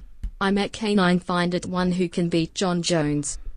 Let's see. Thanks for the follow on Twitter. I'm Canine Find It One. Who can beat John Jones? I mean, at heavyweight, anyone could beat him. But right now, at this stage of the game, I'm still riding and rolling with John Jones. I'm going to roll with him until he loses. But at heavyweight, anything is possible over there. John Montgomery dropping in 2 more minutes to the show. Let's go, baby. Thank you, John Montgomery, for being absolutely wonderful, wonderful. What a savage. Wish I trusted banks with my money to donate. I get all cash. PayPal works. PayPal works fantastic. Optimistically cynical. Shut it down. Shut it down. 4 minutes. 4 minutes just like that. Thank you. Optimistically cynical. If you want to open up the phone lines, let's get those donations in. Appreciate you guys supporting the show. Absolutely wonderful. Wonderful. Has the press conference started yet? And if so, is it any good? Am I missing anything? Conor McGregor was an actor, an idea, a poster boy. Everyone thinks he needs to be something special for ye. Ha! Ha!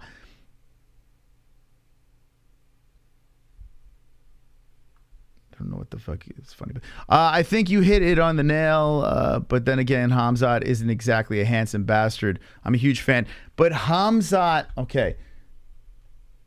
Okay, so KHAMZAT, it's different.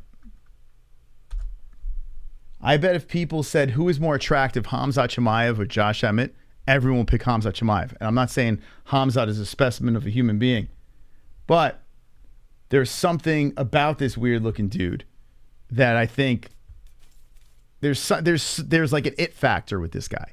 He's weird-looking, but he's got some sort of it factor. There's something there. There's something in this dude that makes people excited. And listen, you know, this is not him, by the way, but it's hilarious. The fact that KHAMZAT has gone in there quickly and smoked guys quick. He had this mystique. He's never been hit until he fought Gilbert Burns.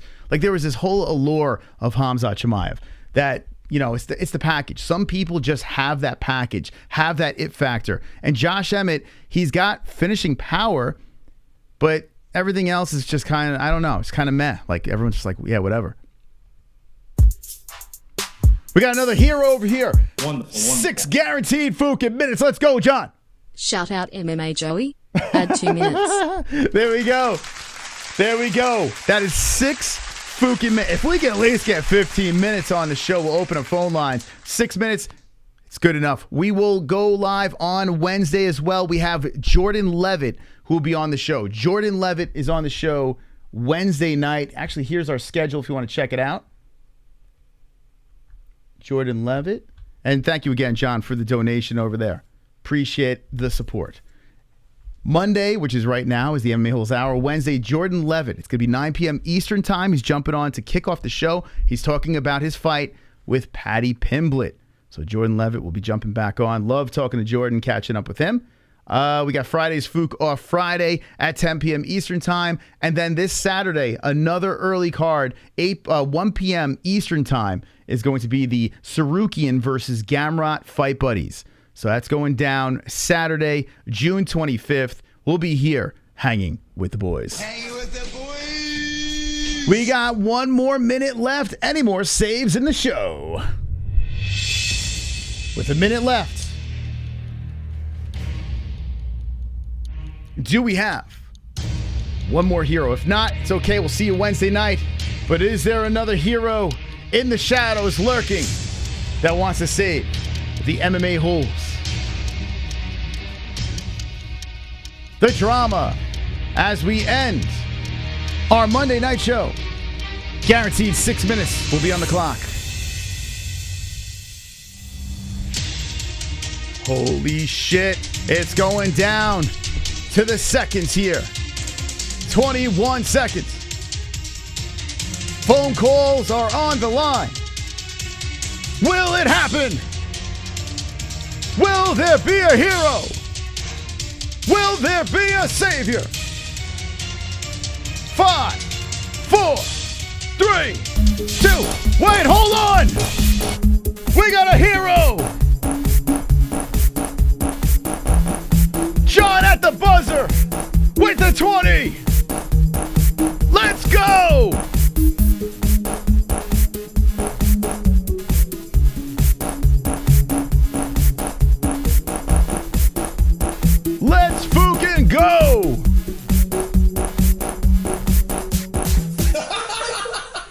the buzzer. I got you, bro. 26 minutes. John Montgomery. Drop John's in the chat. Our Lord and Savior. A hero rises from the ashes and saves the show.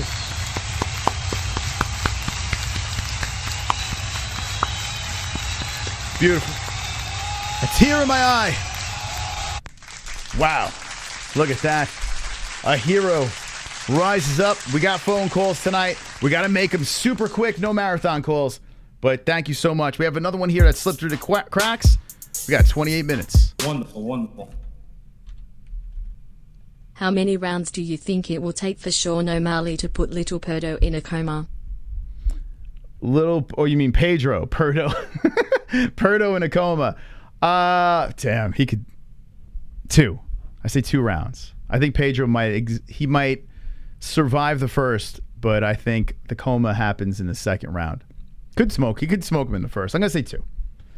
Guys and gals, a big thank you. Listen, you guys help us do this show. So the donations mean everything to us. They're literally the only reason why we can do this for a living. So thank you so much to the people that keep on coming in here and hanging with the boys and supporting the show with their hard-earned money. Because of you, the people, we can actually be free and unfiltered, say whatever the fuck we want here on the Mma-Holes Live. So thank you for that.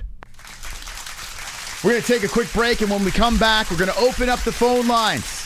Jump into the Discord. Call the show. Jump in. When you find the little Mma-Holes icon, hit call. Keep it ringing. We're going to take your calls tonight. Thanks to John Montgomery and his help from Optimistically Cynical. And who else there? And that's it. Oh, no, I'm sorry. Aiden as well. Thank you very much. All right, let's take a quick break. We'll be right back, and we'll take the phone calls.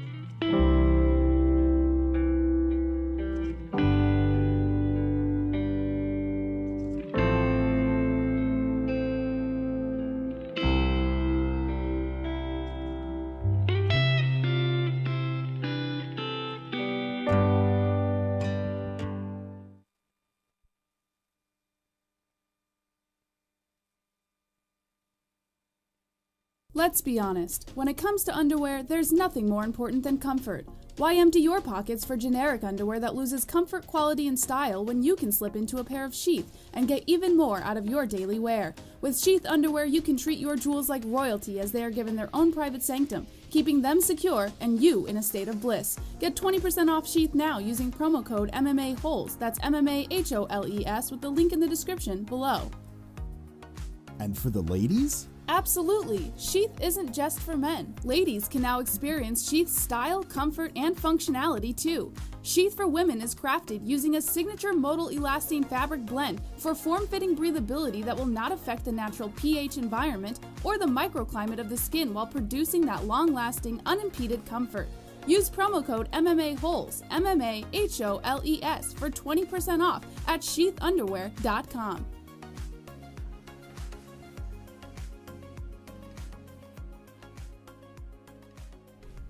This one goes out to John Montgomery.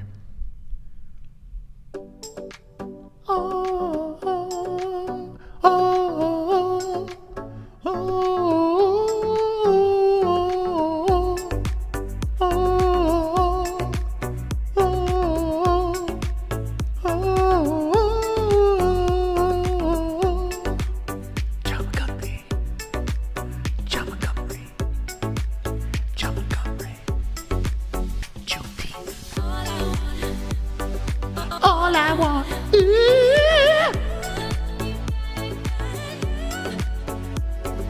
Please don't ask. Please don't ask. Why you keep me, baby? Yeah, baby, custom belts. Look at the champs. Undisputed belts, baby. UndisputedBelts.com.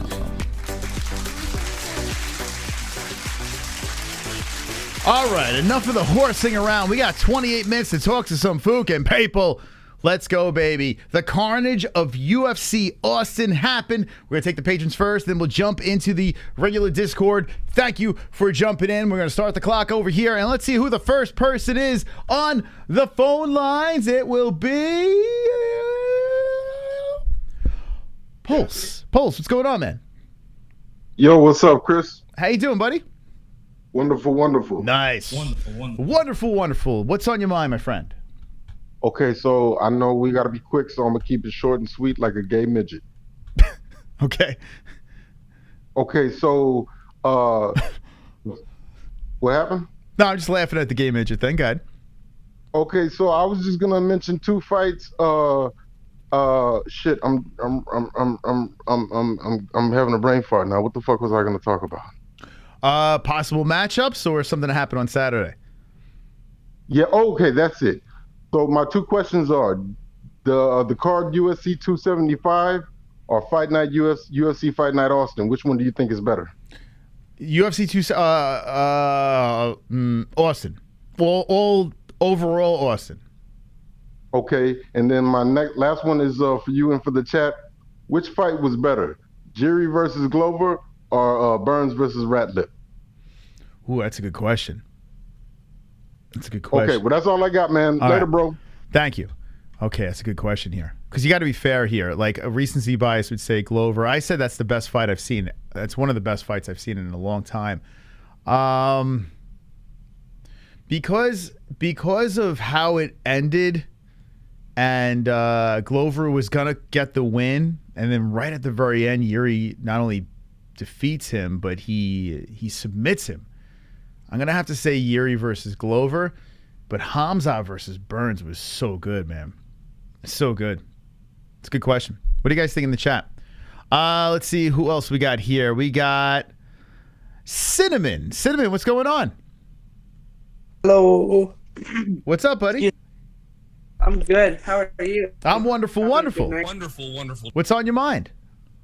Okay, so I'm going to make this quick and simple. I got 4 little things to say. Okay. First of all, I know that we shouldn't bring up his name, but I knew that MMA Guru was a bad egg when he predicted Paulo Costa to beat Adesanya in round 1.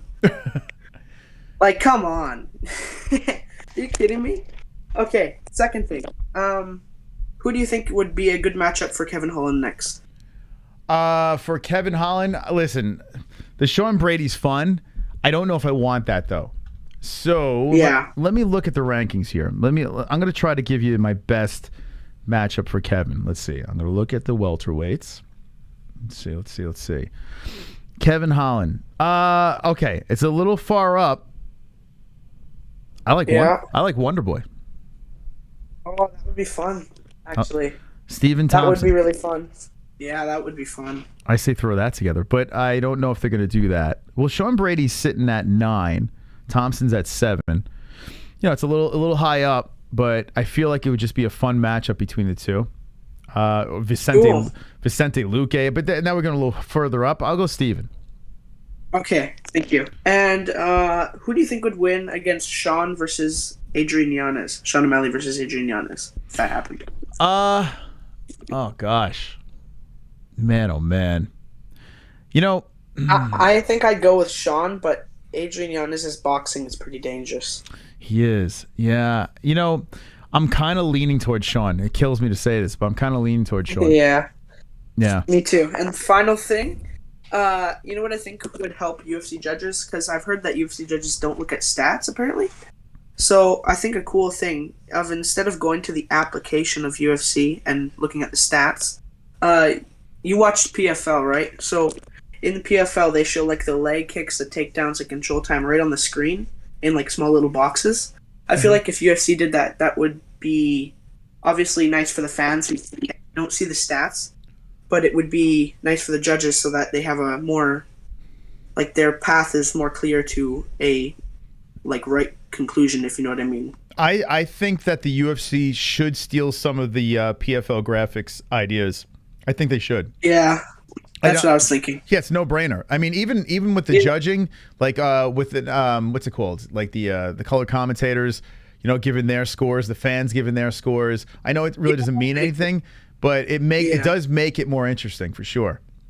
Yeah, it does. Like, it makes, like, let's say if you're rooting for someone and then you see that a lot of people are voting for that person, you might be a little more confident before the eerie judges start to make not so professional decisions.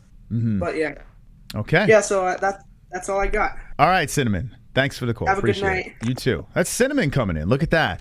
We got Cinnamon. We got Pulse. If you want to call the show, we got 22 minutes to chat. Call up the show through our Discord. There's a link in the description down below. It's completely free. You hop into Discord. You find the MMA holes. So basically, let me just show you real quick. Let me just show you so you kind of have an idea here.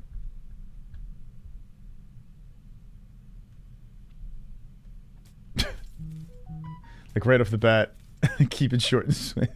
I guess this is the gay midget. Welcome to our Discord. So basically, we have ourselves constantly here.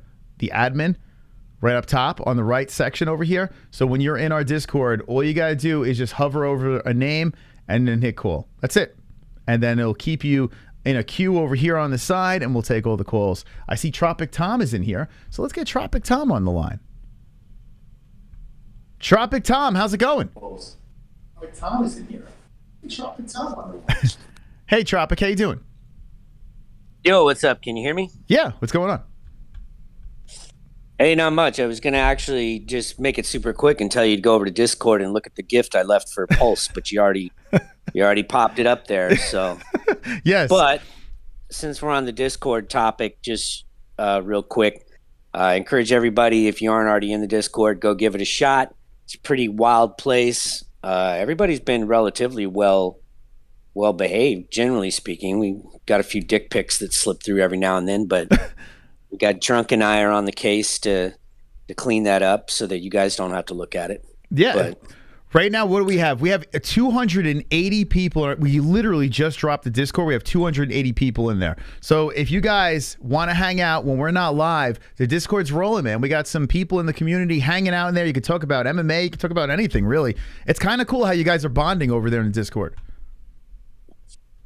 yeah, we do what we can. I think, we do have a lot of people doing a lot of different things and talking about a lot of different stuff. So pretty cool. There's a lot of music exchanges going on over there, and everybody's got a lot of different interesting stories. So the only other, I guess the only MMA related thing was the, I'm kind of hyped still for this Cheeto and Dom fight that's coming up. Yeah, I really like Cheeto and both of them. I wouldn't mind if either one wins, honestly, but I'm just hoping that it's going to turn out to be a really good fight. Yeah, there's no way that's gonna suck. That's gonna be awesome, man. Because Cheeto, he always brings the heat. I know sometimes Dom just plays for the decision, like he tries to outstrike his opponents, but Cheeto's not gonna. I mean, he's not gonna let up, and it's just gonna. There's gonna be some amazing exchanges between those two for sure. But anyways, I'm gonna cut myself off so everybody else gets a shot. But everybody stay cool. We'll see you on the Discord. There we go. There he is. Tropic Tom coming in. Look at that. Tropic Tom. Jump in our Discord, baby. Jump in our Discord.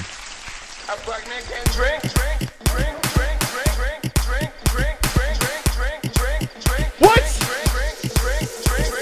John Montgomery dropping a 40. Let's go.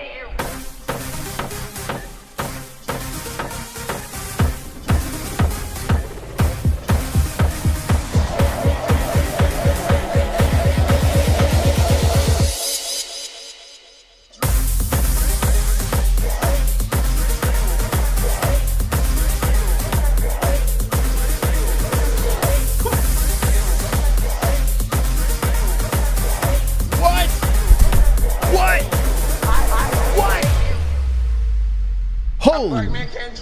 Whoa, John. Whoa. Whoa. I faded most of your picks last UFC card and made a lot of money. I love the show. Ask Jess to say hey. I will. Look at that. You know what? Let me just say this here. Even though that was after the save, we usually don't add it on. I'm going to add it on to the fucking thing. Let's do this. Let's put 58 on the clock. I mean, a $40 donation, for God's sakes. Let's go.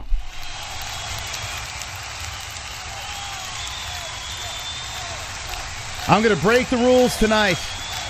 I'm going to break the fucking rules. He dropped a 40, for God's sakes. I'm adding it on. Call up. Let's chat, people. Let's fucking chat. Drop the Johns. Drop the John.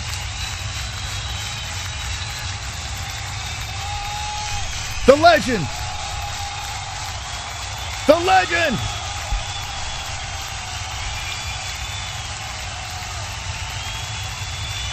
Bend the knee to John. Look at that. Supporting the show. Let's get back to the phone lines. Thank you very much, Mr. John Montgomery. Thank you. And hey, I'm glad you made some money. That's what I want to fucking hear, man. You make some money. You make the bets. I tell you what, overall in our picks, when we make bets and shit like that over here on the show, overall we're up. So if you just keep on following the formula, you're going to make some money. Now, be careful with the parlays. Be careful. That's where it gets a little sticky. All right, here we go. Let's see who else we got over here. Let's put on, we're going to take everyone that's in queue. So, here we go. This is Kudos. Kudos, you there? Hey. What's up, buddy? What's up? What's going on? How you guys, how you doing? Hey, man, we're wonderful. Wonderful. Wonderful. Is that an NFT you have on your thing? What is that, Kudos? What is that? Yeah, it's an NFT, guys. It's an NFT, guys. We have a call tomorrow, actually, with the UFC. Now, I can't say too much, but there's someone representing the UFC that has to do with NFTs. We're having a conversation tomorrow. So if you're into NFT, are you into NFTs? NFTs or? Yeah, I'm in NFTs, bro. This is a Solana NFT. I'll give you a little intro here. This is a famous Fox Federation Solana NFTs on the Solana blockchain. Yeah, guys. So, you know, not trying to shill it or anything like crazy, but, you know, it looks like, you know, I have this one. That's my profile picture. It's pretty cool. You know, he's got the suit on. He's got the bucket hat. He looks pretty dope, you know? Okay. Not bad. There you go. All right. Yeah, I'm like moronic when it comes to NFTs. I kind of get the idea, but I need to learn more. You know, it's kind of stupid, but you know what? Like, we're doing it, you know? There you go. Hey, whatever you enjoy, right? Hey. That's it. Yeah. Okay. It's cool, you know? All right. Now we learned about NFTs. What else you got on your mind? You know what I want to ask you? You know? Do I? No, I don't. Do you? So, yeah. Do I? Now ask me the same thing. Do I know? Do you know? No, I don't. Kudos. No, I'm just kidding. Okay. So, listen. IZZY or Cannoneer? What's going on? What do we got? Easy work, IZZY. I mean, does anyone think Cannoneer is going to win? Right? Yeah, IZZY work. It's IZZY work. That's right. How high are you right now? You sound like you're in the clouds. Whoa. You know, I'm in the clouds. You know. What are you smoking on? Cloud 9.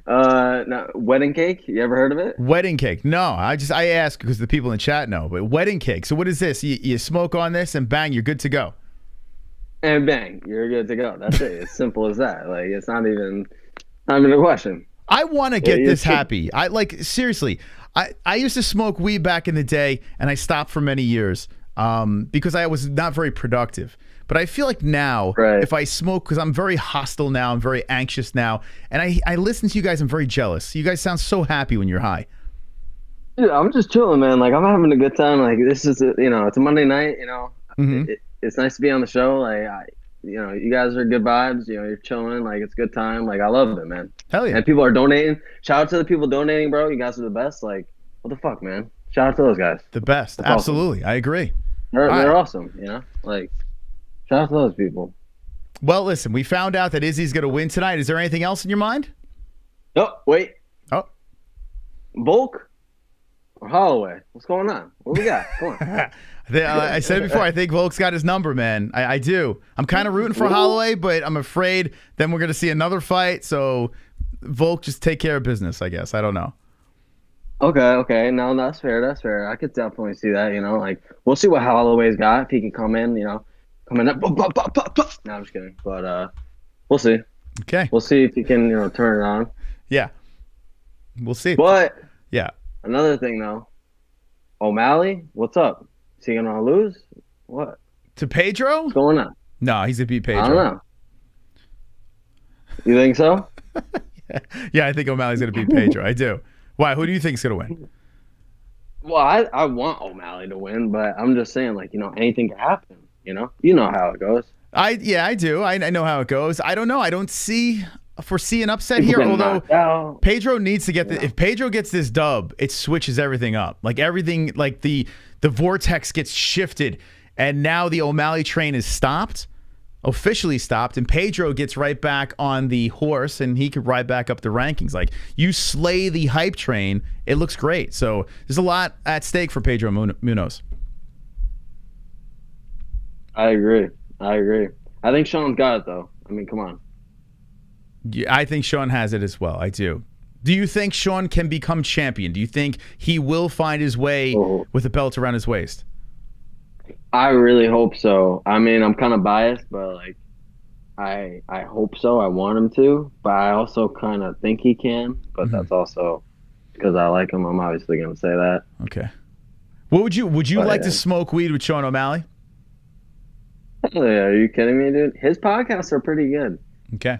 See, there's where we disagree. You seen it? There's where I have to let you go because I don't know what the fuck. He's whining and he talks like he's got a fucking clothespin on his nose. He's like, Did you see the one with Lil Xan though? Did you see that? No, I gotta go. Kudos. It was fantastic talking to you. Okay, have a great night. You know what?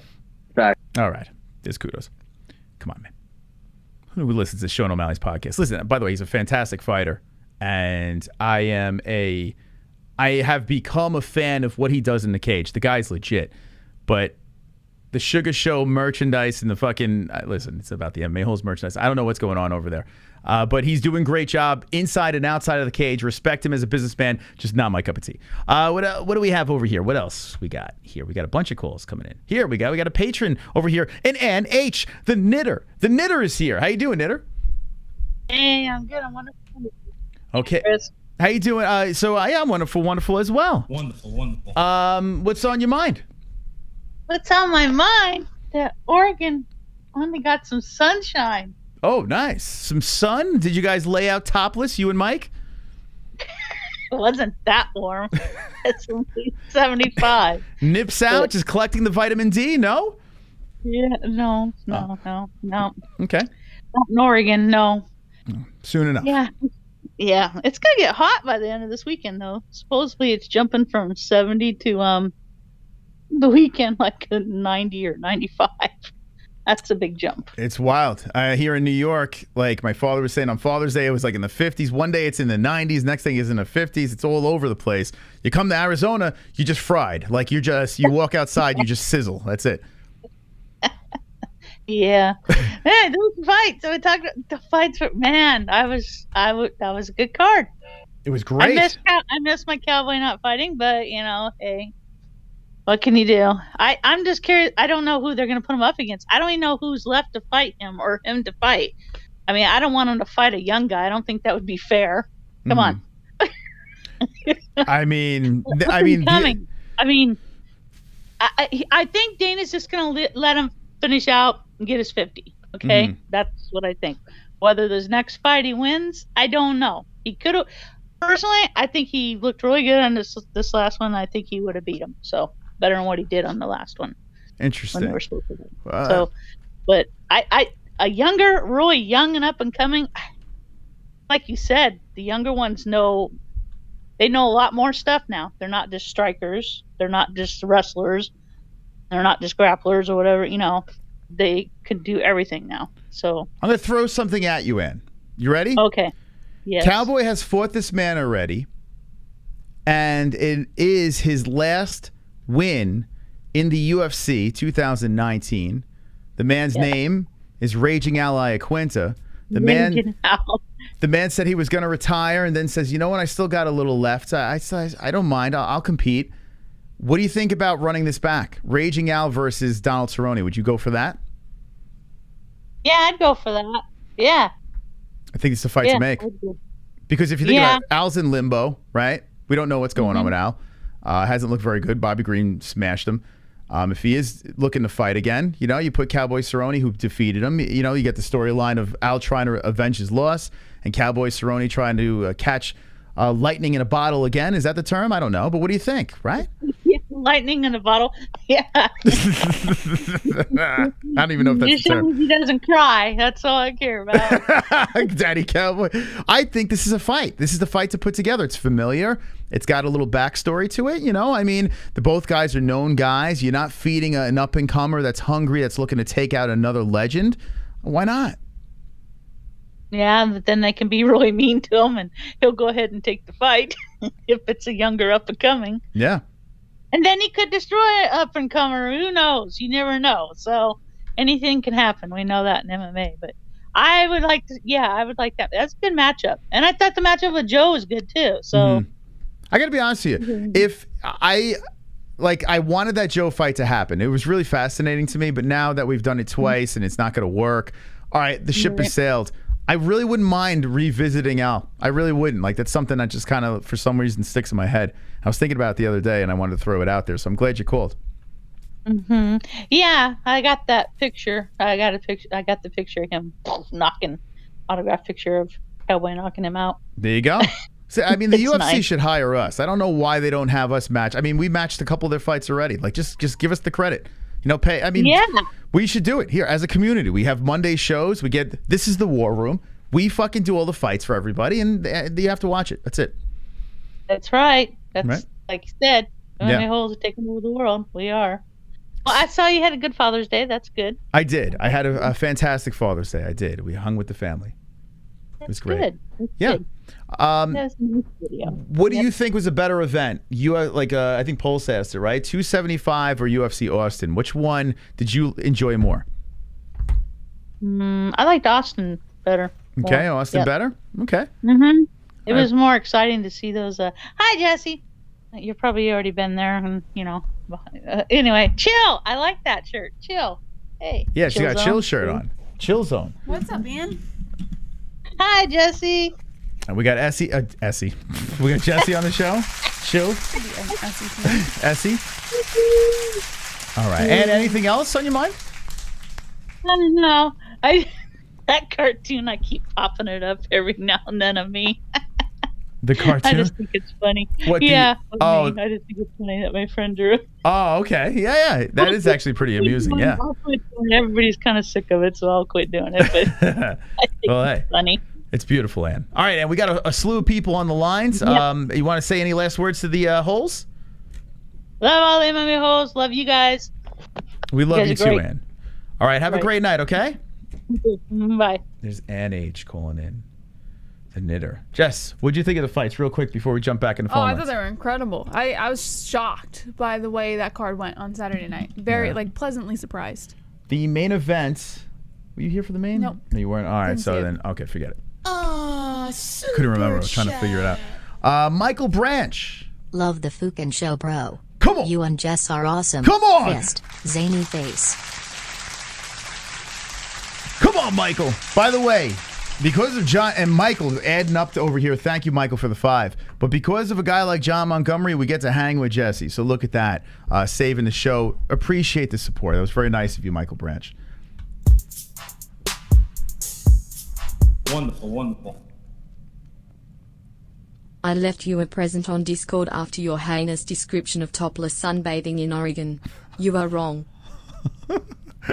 We are wrong. Hold on. Let's see what the picture is. Thank you, Tropic Tom. Let's see. What do we got here on the Discord? If you're calling the show, we will take your calls. Wrong Discord. Hold on one second.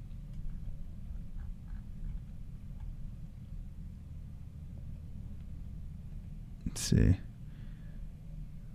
What is that? Okay. I see it. What the fuck? I did see it. It's very nice. You have to jump in our Discord to see that. Because God knows with the Google algorithm, if I showed that, they're probably like, you're dead, you know. Thank you, Tropic. If you want to see what Tropic sent, Jump in our Discord. There's a link in the description. That's how you can call us. All right, let's take, what is this? Hasbullah? All right, hold on a second. I'm going to go in order here. Let's take Hasbullah. Yeah, Ryan Kills. Ryan Kills, you there?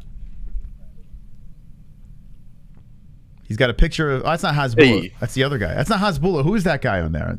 Abdu Rozik. Oh, okay. And why do you have a picture of Abdu Rozik on your as your avatar?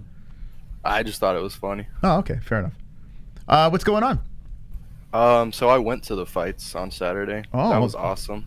All right. So this was in Austin, Texas. It looked like it was a sold out stadium. Was the place packed? Yeah, it packed out. Okay, a lot of pussy walking around or what? I mean, there's a few hot girls walking around, but I didn't try. Okay, yeah, you weren't trying to hook up. You were just looking for fights, right? Yeah, way too into the fights. Gotcha. Okay. You're serious about this sport, then I see, right? If there's a hot woman sitting in front of you or anything like that, you wouldn't try to make her laugh with some chants or anything? Nope, eyes glued to the cage. Oh man. See, when I used to go to the UFC fights, I would like if there was a pretty woman there, I would try to make her laugh with some stupid things, yell it out. Just, to pad my ego. I'm not too surprised That's about because I'm that. insecure, you like though. Attention. Yeah. You sound like a secure young man. I need constant attention. Yeah, no, I keep to myself quite a lot. All right. So what did you think of this event? I mean, live, what fight had the biggest pop? I pretty much... probably Yanez and Holland. Okay. Yeah, I was going to figure the Texas boys. Now, who had the louder walkout? I think Kevin Holland. Kevin Holland? Okay. I guess, closer to the main event. You had more people in there. So, all right. So when Yanez took him out and started flipping the bird, what was the chills like, though, when that happened? I mean, that place must have been nuts. Dude, I had goosebumps. I was out of my seat, screaming at the top of my lungs. It sounds like it was a good place to watch a fight, huh? It was a fairly small venue, so I bet a lot of the seats were pretty good seats. Yeah, I had really good seats. I was like 7 back off of the floor, though. Wow. Wait, hold on. 7 off the floor? No, like the section behind the floor seats, I was 7 back. Oh, okay. That's the best place to sit. Like so basically the middle section, right? Right. That's the best. I've been on the bottom, I've been on the floor, I've been in the middle, I've been all the way up in the nosebleeds. The middle's the best. You see everything. Yeah, I've been in the nosebleeds before. This was the better choice for sure. Awesome. How much were the tickets? With the fees and everything, they were $225. Okay, wow, $225. You know what though? It's still a hell of a lot cheaper. If you were in New York, right? That would be Jesus Christ. What would you spend in the midsection over there? Probably $500. Yeah, so that's actually I got not an bad. event that was as good as the pay-per-views. So yeah, that's great, man.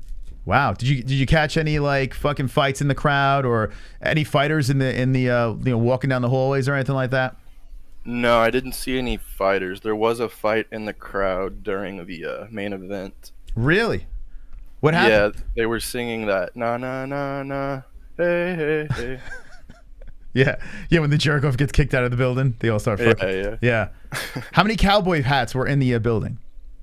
A ton, and I was rocking the mullet. Yeah, my man got the mullet going. Good for you, man. Yeah. I feel like the ladies like the mullet now, right, Jess? Is the mullet like it's like back?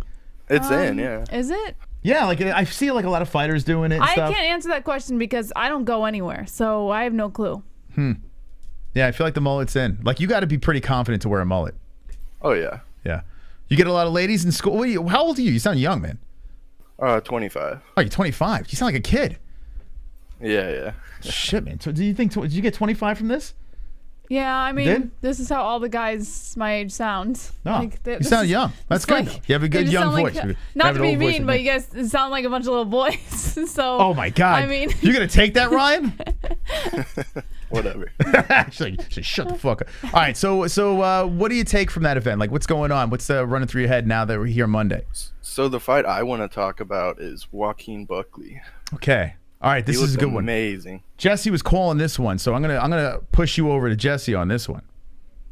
Yeah, she didn't seem too into it. I went back and watched the Fight Companion or whatever.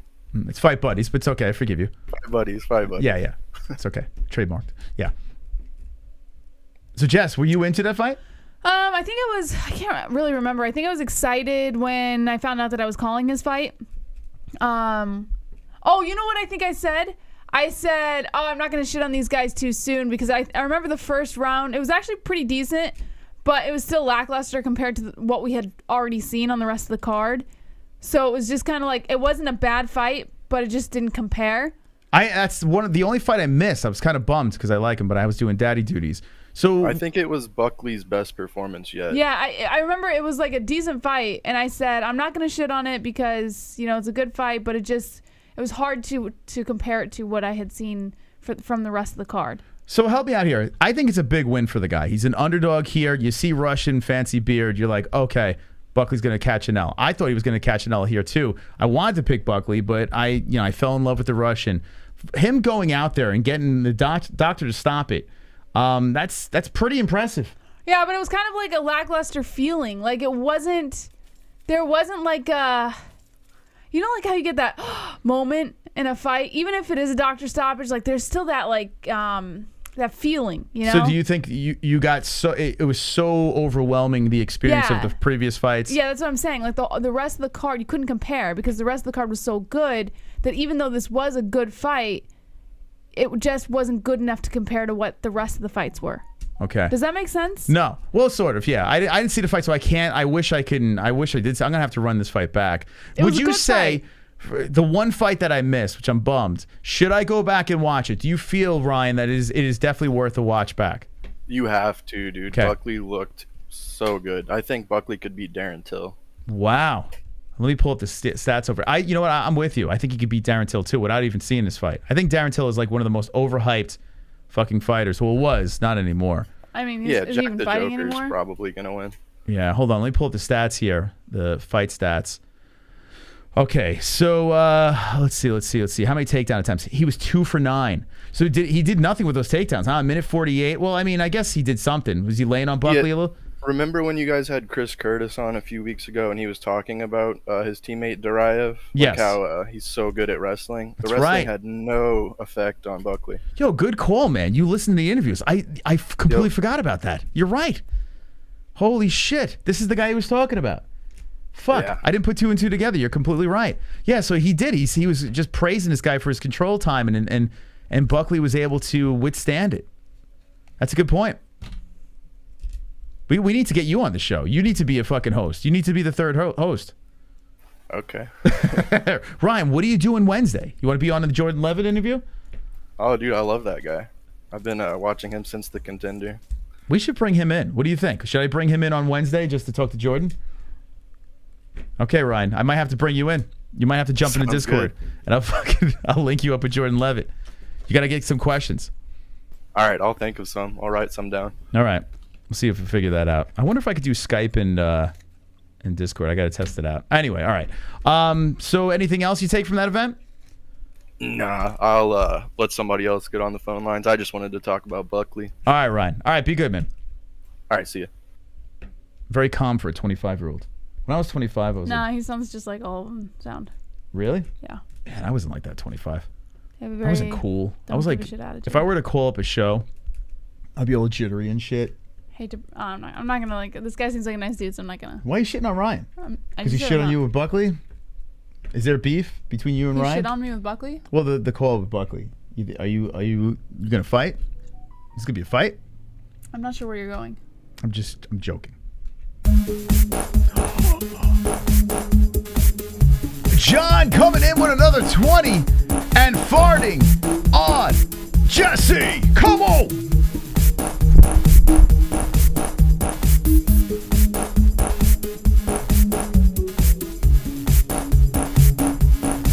Stop it. Your little butt crack is down. Homer's crying. I used to try this shit back in the day at the fights. Is your dad a UFC fighter? No, why? Because you're one hell of a knockout. Yeah, baby. When we were going to fights, there were girls that would go, but it was like every sport. It wasn't just UFC, like hockey and baseball. Girls would go and get dolled up because it's a genius move. Like they would go there, like girls that would have problems not finding a dude. Like all you got to do is go to a sporting event. There's a million fucking horny guys at these events. So you just show up like half naked with a fucking like cut off, a halter top or whatever the fuck. And guys are just like, oh, you want a drink? And, you know, like guys are like fucking throwing themselves at them. Yeah, smart move. Like think about it. If you're a single girl, right, and you're just down in the dumps, you want to find, you want to find someone. You want to go out and find a guy. Like you're not your husband. You just want to go out and get some attention. You go to a place where there's fucking 95% sausage. You know, you just jump out there and do that.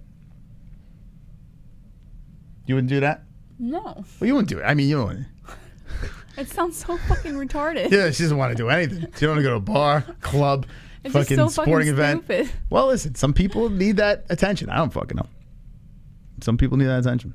Hey, thank you, John Montgomery. Should I add that to the clock? You feeling frisky? Let's add it to the fucking clock. Come on.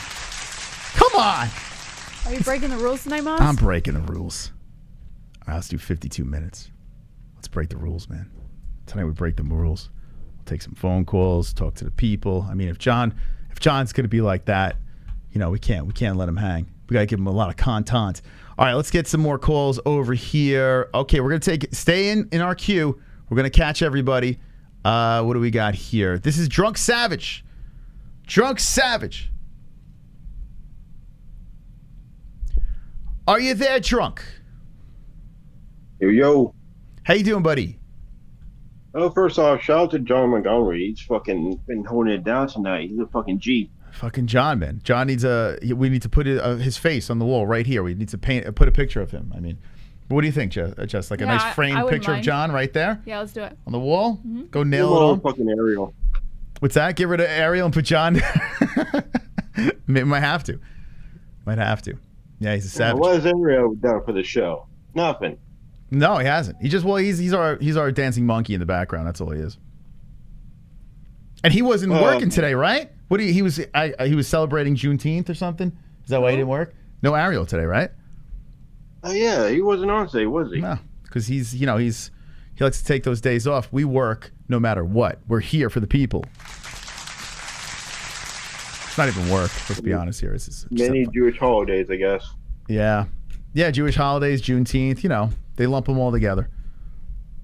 Take them all off. By the way, Juneteenth. I wish I had Juneteenth in school. I didn't get the luxury of that. We didn't have it either. Really? Mm-hmm. So when did they start that? Must have been just recently. It's amazing, man. I know Juneteenth has been a thing for a while, but I didn't know. Now it's like a national holiday. Yeah, they didn't like celebrate it as an official holiday. But then again, in June schools are ended, so there is no. Even if it were like banks are closed. It's summer by now. Yeah, it's like summer break, so it wouldn't matter even if. Yeah, banks are closed and like a lot of things are closed today. Not the Mma-Holes. Last year's when they did it. Oh, okay. Hey, I say let's have every other day is a holiday. Let's do it. I'm down with that. Right? We should have Mma-Holes Day. What do you think, Jess? Actually, every day is Mma-Holes Day. Every day. All right, drunk. What do you got on your mind? How about Mma-Holes Day is the day Mikey joined the community. Oh, yeah, that's a good one. Mikey, when did he join the community? I don't remember. What was the date? The John Jones. Wonderful. Oh, it's right. Yeah, the John Jones. All right, I got to find that. Here's I'm celebrating Juneteenth. Shout out to John Montgomery. Juneteenth. Today we declare Juneteenth. Juneteenth. Oh man, Juneteenth. Okay, that was it. Guess who that was, drunk? Oh, I know. All right, so what's going on? So people just really need to shut the fuck up about the robbery on the main event. It wasn't a fucking robbery. It was a close fight and could have gone either way, like you said. I mean, I wouldn't have been upset if they gave it to Kattar, but they gave it to Emmett. And I think rightfully so, in my opinion. Yeah. Well, all right. So you thought Emmett got their win then? Yeah. I mean, granted, he took more damage in the face, but I think the shots he was landing on Kattar were more fucking powerful, did more damage in the long run. Yeah. Like I think Calvin got the win, but when it went to the scores, I was like, this could go either way. So yeah, I don't care. I don't care that Emmett got the win because I like if they said Kattar got the win. Would you think, oh shit, Emmett got robbed? No, it was a very close fight. And that's what I'm saying. It's like either way it could have gone. I wouldn't have fucking bitched if Kattar got the win. But these fucking Gator fans, I don't know, they're fucking bitching on Twitter and shit. Oh, it's fucking robbery and shit. You know what it's MMA fans though. It's not even just Kattar fans. It's No, it is Gator fans because they thought he fucking beat TJ Dillashaw. TJ Dillashaw. Well then, Kattar? Then he wasn't that his last fight? Oh fuck! Hold on, I'm thinking of someone else. TJ. Wait, what? Wait, hold on. Different weight class. Oh fuck! Hold on. No, I'm having a brain fart. Sorry.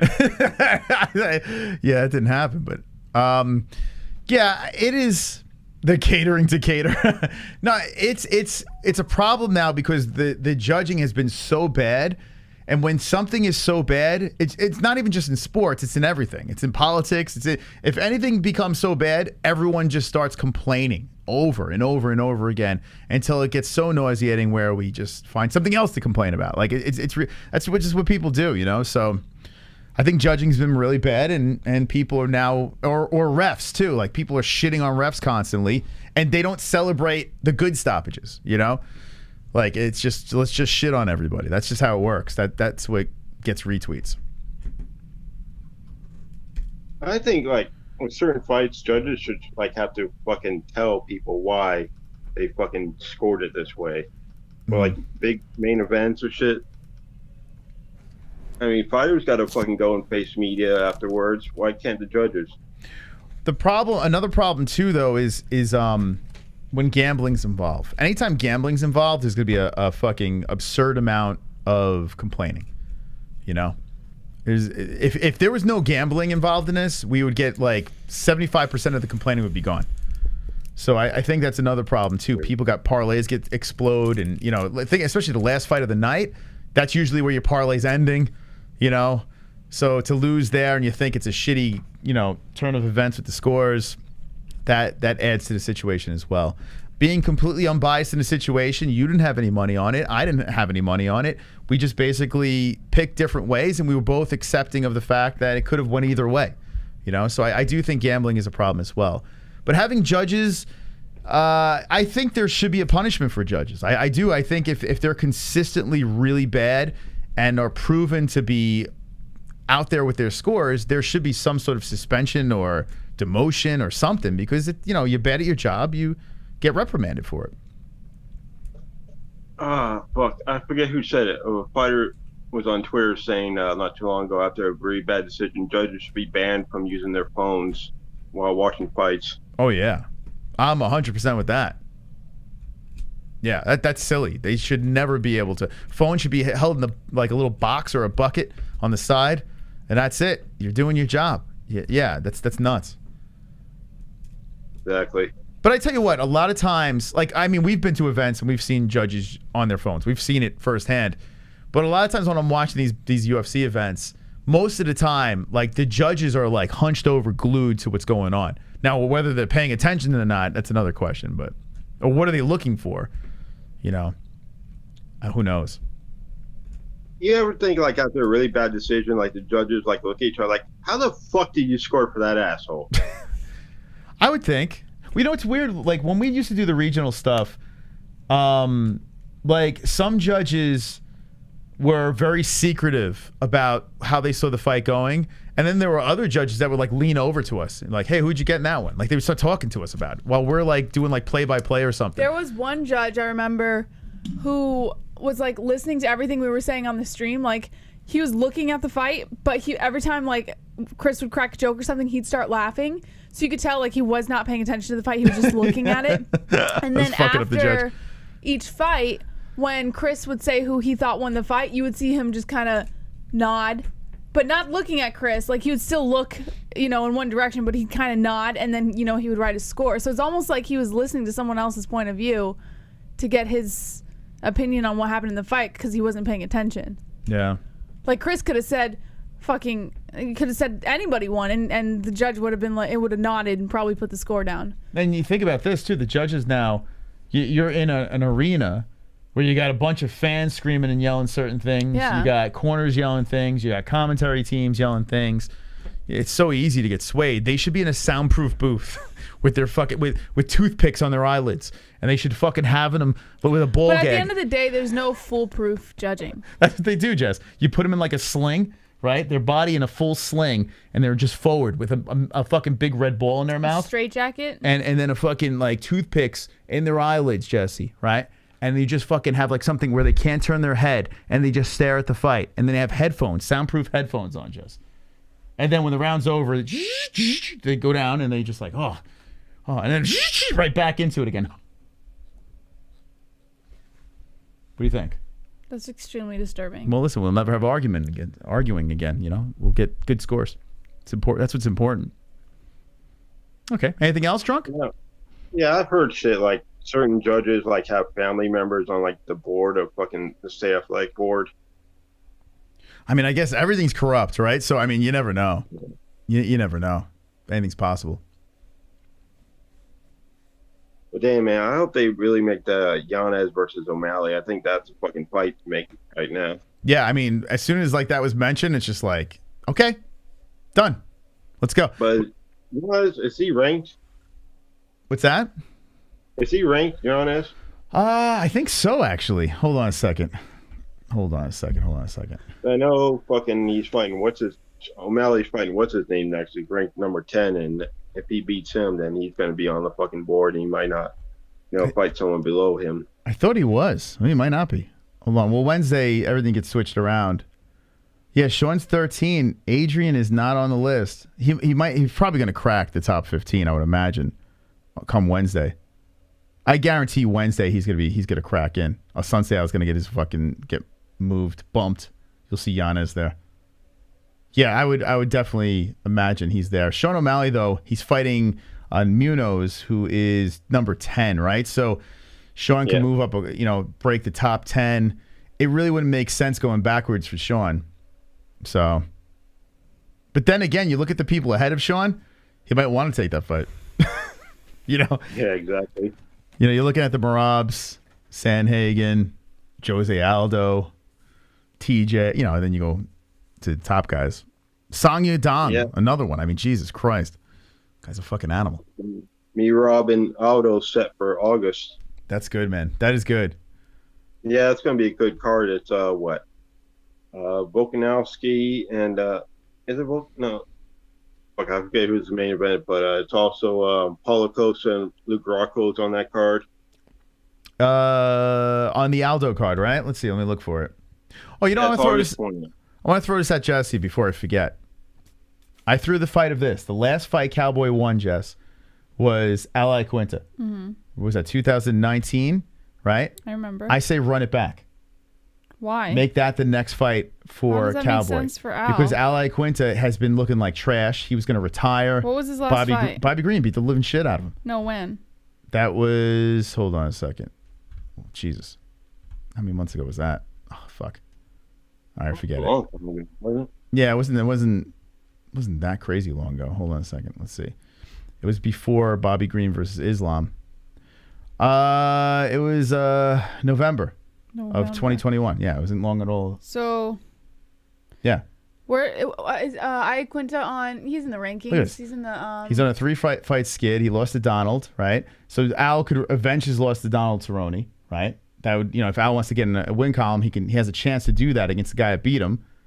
You know what I'm saying? But they wouldn't let Cowboy go out on a loss. And if this is going to Wait, you're saying he's going to lose to Al? Yeah. Why? I think he would lose. What evidence do you have of that? Well, Al's ground game is superb, so I would give it to Al. Come on. Yeah. Remember when Cowboy fought what's his face, and Cowboy lost? It was hold on. Go to his, because I can't come up with a name right now. Just talk to me. I'll tell you. Go down so I can see the fighters. Oh wait, maybe it wasn't. I take that back. You talking about the grappling match he had? No, it wasn't. It was in the UFC. I think I'm thinking of a different fight though. If that's the fight, run it back. Run it back, baby. I would baby. still go with Al though. You would pick Al over him? Yeah. I think we. You know what? Let's see. I'm gonna put a poll in there. What else you have, Drunk? Fucking this happened a little while ago, but I gotta bring it up. Fucking Anthony Smith fucking dumb motherfucker. I swear to God. He said Glover and Jury fucking had the worst performances of their career with their last fight. I'm just like, what the fuck are you talking about, man? That was like contender for fight of the year. Wait, he said. Oh no, but you know what he was saying, right? Wait, he said it was their worst. Yeah. So what he was talking about, I would love to agree with you on this, but what he was talking about was the mistakes that were made. Remember we were yelling and screaming? Like what? With Glover and Yuri, both of them were making just ridiculous mistakes, like Glover going for the guillotine after he had Yuri hurt against the fence. Oh yeah, when like 2 times he got him rocked and then he didn't finish it. Yeah, so what he was saying was like both of them were making so many mistakes, it was like their worst performances. So, but I'd have to argue that it still wasn't their worst performance. Well, I think that's a little silly. I mean, well, he's wasn't the expert in mistakes, not taking the fucking DQ on John Jones. You know he's fucking looking at Aljo like, shit. Some people in the chat are saying that Al retired. No, he did retire, but he said in an interview with, I think with Ariel, he said that he still has it in him. Like he still wants to compete. He's not completely done. Yeah, he's like for the right fucking fight or something. Yeah. After, he was all like upset. He says Bobby Green was a little bit better than he realized. He took him kind of for granted. And for the right thing, the right fight would be Cowboy, because think about it, Cowboy is, he's on his way out, and Al has a chance to, listen, he's not going to be a champion, Al, but at least he has a chance to get back a loss. So, I mean, I think it's the perfect fight for both of them. But yeah, back to the Anthony Smith thing. Yeah, I mean, listen, I'm not the biggest Anthony Smith fan. I think he says some dopey things, but I kind of understand what he's saying there. And, it might not be their worst fight ever, but they definitely made a bunch of mistakes. Yeah, it fucking happens. You're in the fucking heat of things. Shit happens. You're not thinking clearly. Getting punched in the face. Mm-hmm. Even Glover said it. Didn't he make a joke about himself? He's like, "Damn, I shouldn't have went for the guillotine." Like Glover even horsed around. Say like when he watches his back, he wants to cry. Yeah. I got to ask you, Drunk, how the hell, what's going on Twitter? Like, everything about Twitter. Drunk is popping on Twitter. Right? How do you not have like a fucking million fucking followers on Twitter? You legit know everything that's going on there. I don't fucking know how this shit works, man. I think most of my followers are bots or something. Like, it's amazing. Like, you legit, if there's breaking news, you know it. Like, you're like the drunk Ariel. Like he's the Rain Man of Twitter. It's crazy. Go follow Drunk Savage. He legit knows everything that's going on. You should change your Twitter handle to MMA Rain Man. Anytime, and another thing too is like anytime I see someone tweeting about something, you're in the comments. You're responding. Like you're in on everything. It's like I get most of my interaction replying to fucking Paulo Costa. Yeah, you do have fun with that Twitter. Anyway. Okay, so what else you got? Anything else? Yeah, I tagged your Mystic Mox account on Twitter with something. I came across something. Somebody wrote a fucking fan fiction of Conor McGregor and his personal assistant having a fucking sexual encounter. And I was thinking, what if for Fuka Friday, if you're Jesse Wynn, the loser has to read that word for word in a Conor McGregor voice? How about that? It would be doable, but I can't do a Conor McGregor voice, so it wouldn't really be entertaining. Okay, you can do your Patreon vent voice. Hold on a second. Let's see.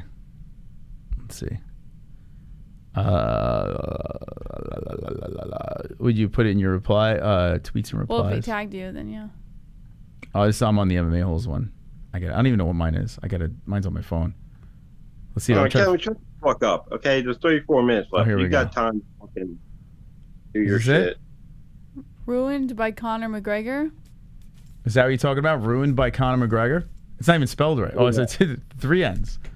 It's actually kind of funny because everyone always spells his name wrong. They do the double N.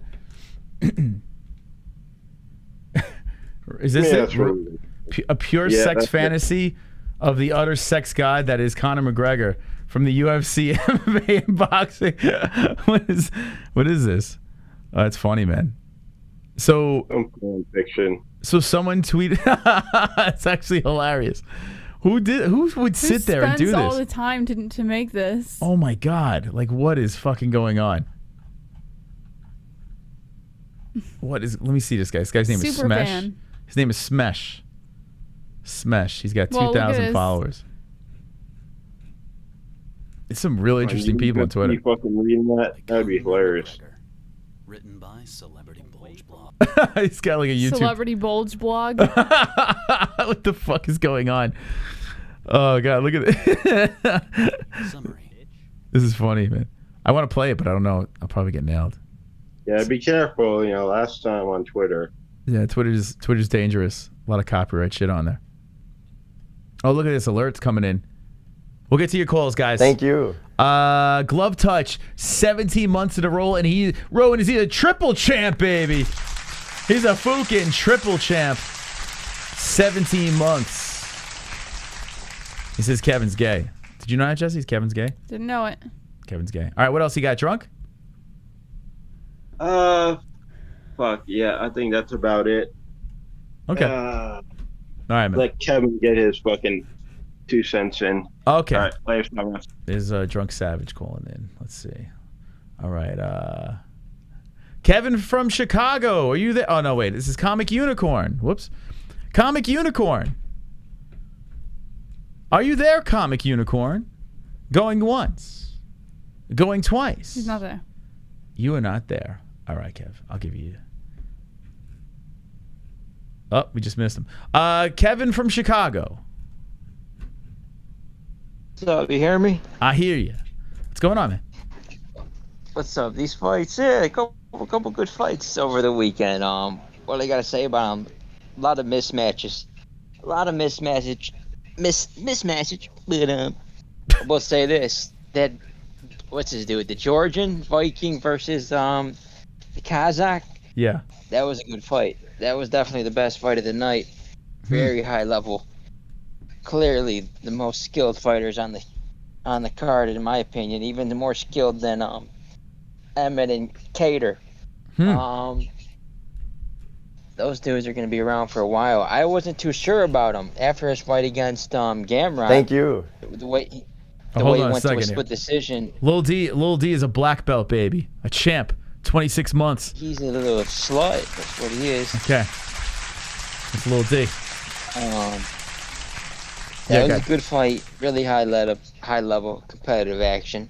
I like the head movement on that Georgian dude. The way he was rolling with the punches. Did you like did you like the twitching and were you into that? That dude was he was spazzing out. You know what, wrestlers do that a lot. Yeah. They kind of do the little I don't know, the little neck twist, the little twitch thing. I don't know. It gets him in the zone, keeps him focused. I think this guy just has Tourette's. I think that's what it was. Honestly, I mean the twitch was so severe. It seemed like Tourette's. It's like people do that with their nose. Like they'll grab their nose in a fight. Like just little quirks people do. They do these during the fight to keep focused. I don't know, but I gotta talk about this Tony Kelley versus Yanez because I heard someone. I think I said in UFC Twitter, a statement made. Like Yanez is supposed to be a high level prospect. Kelly's a nobody. Like who the hell is Tony Kelley? Like he was sent there to go get destroyed in front of Yanez's hometown, and a statement made because he beat an 8-2 Tony Kelley that is a bum no one's heard of. His claim to fame is saying something about Brazilians on cornering somebody, and that everyone's hyping it up. Just so stupid. Put Yanez in there against a legit contender. Let's see what he's made of. Enough of this bullshit. I think you've been a little hard on Kelley. I think Kelly's not as bad as you're making him out to be. Yes, he doesn't have as many fights under his resume, but I mean, he was on a 2-fight win streak. Randy Costa smashed him. Randy Costa's no fucking, this guy's not a layup. Tough dude. Who else we got on this resume? I mean, listen, he's not top tier. He's not top 5, but Adrian Yanez is not ranked.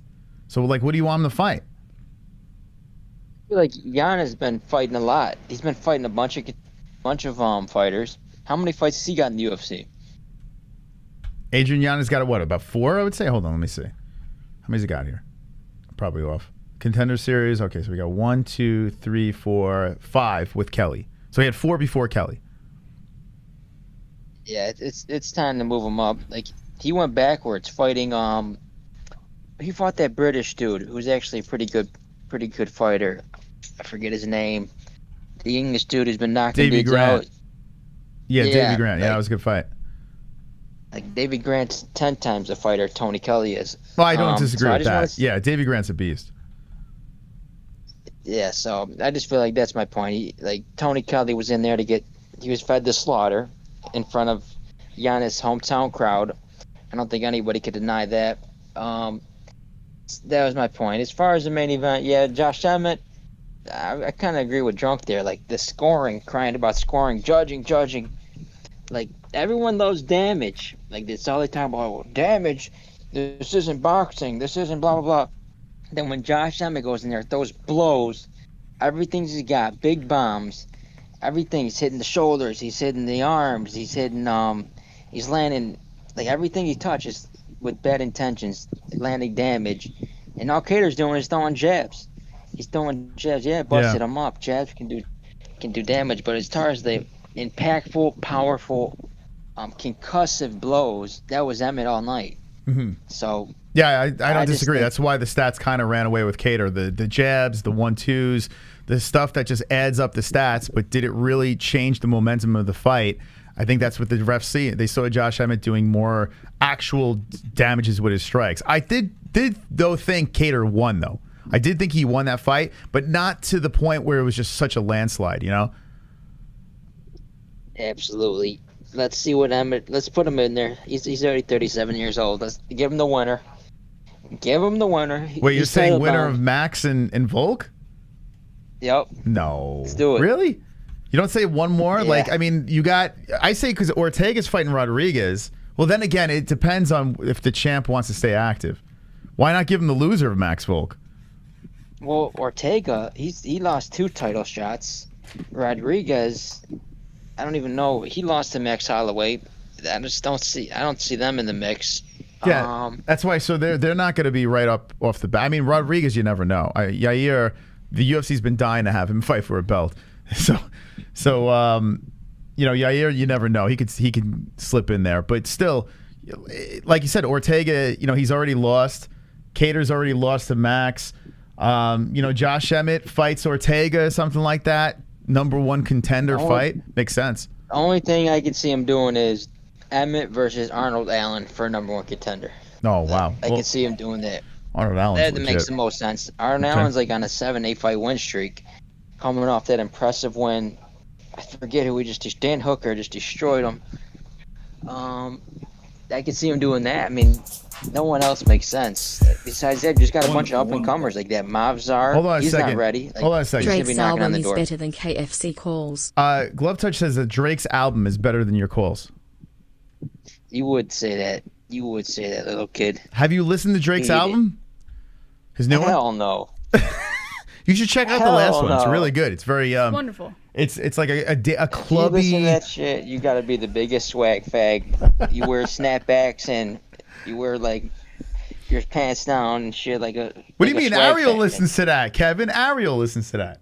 It's great music. Well, that's how you know you're on the wrong side of history if Ariel's listening to that.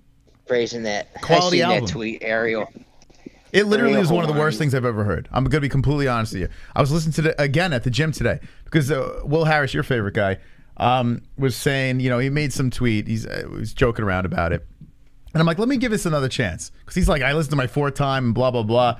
So I'm like, let me give it another shot. So I went to the gym today. I'm like, let me listen to it. I got to 2 songs.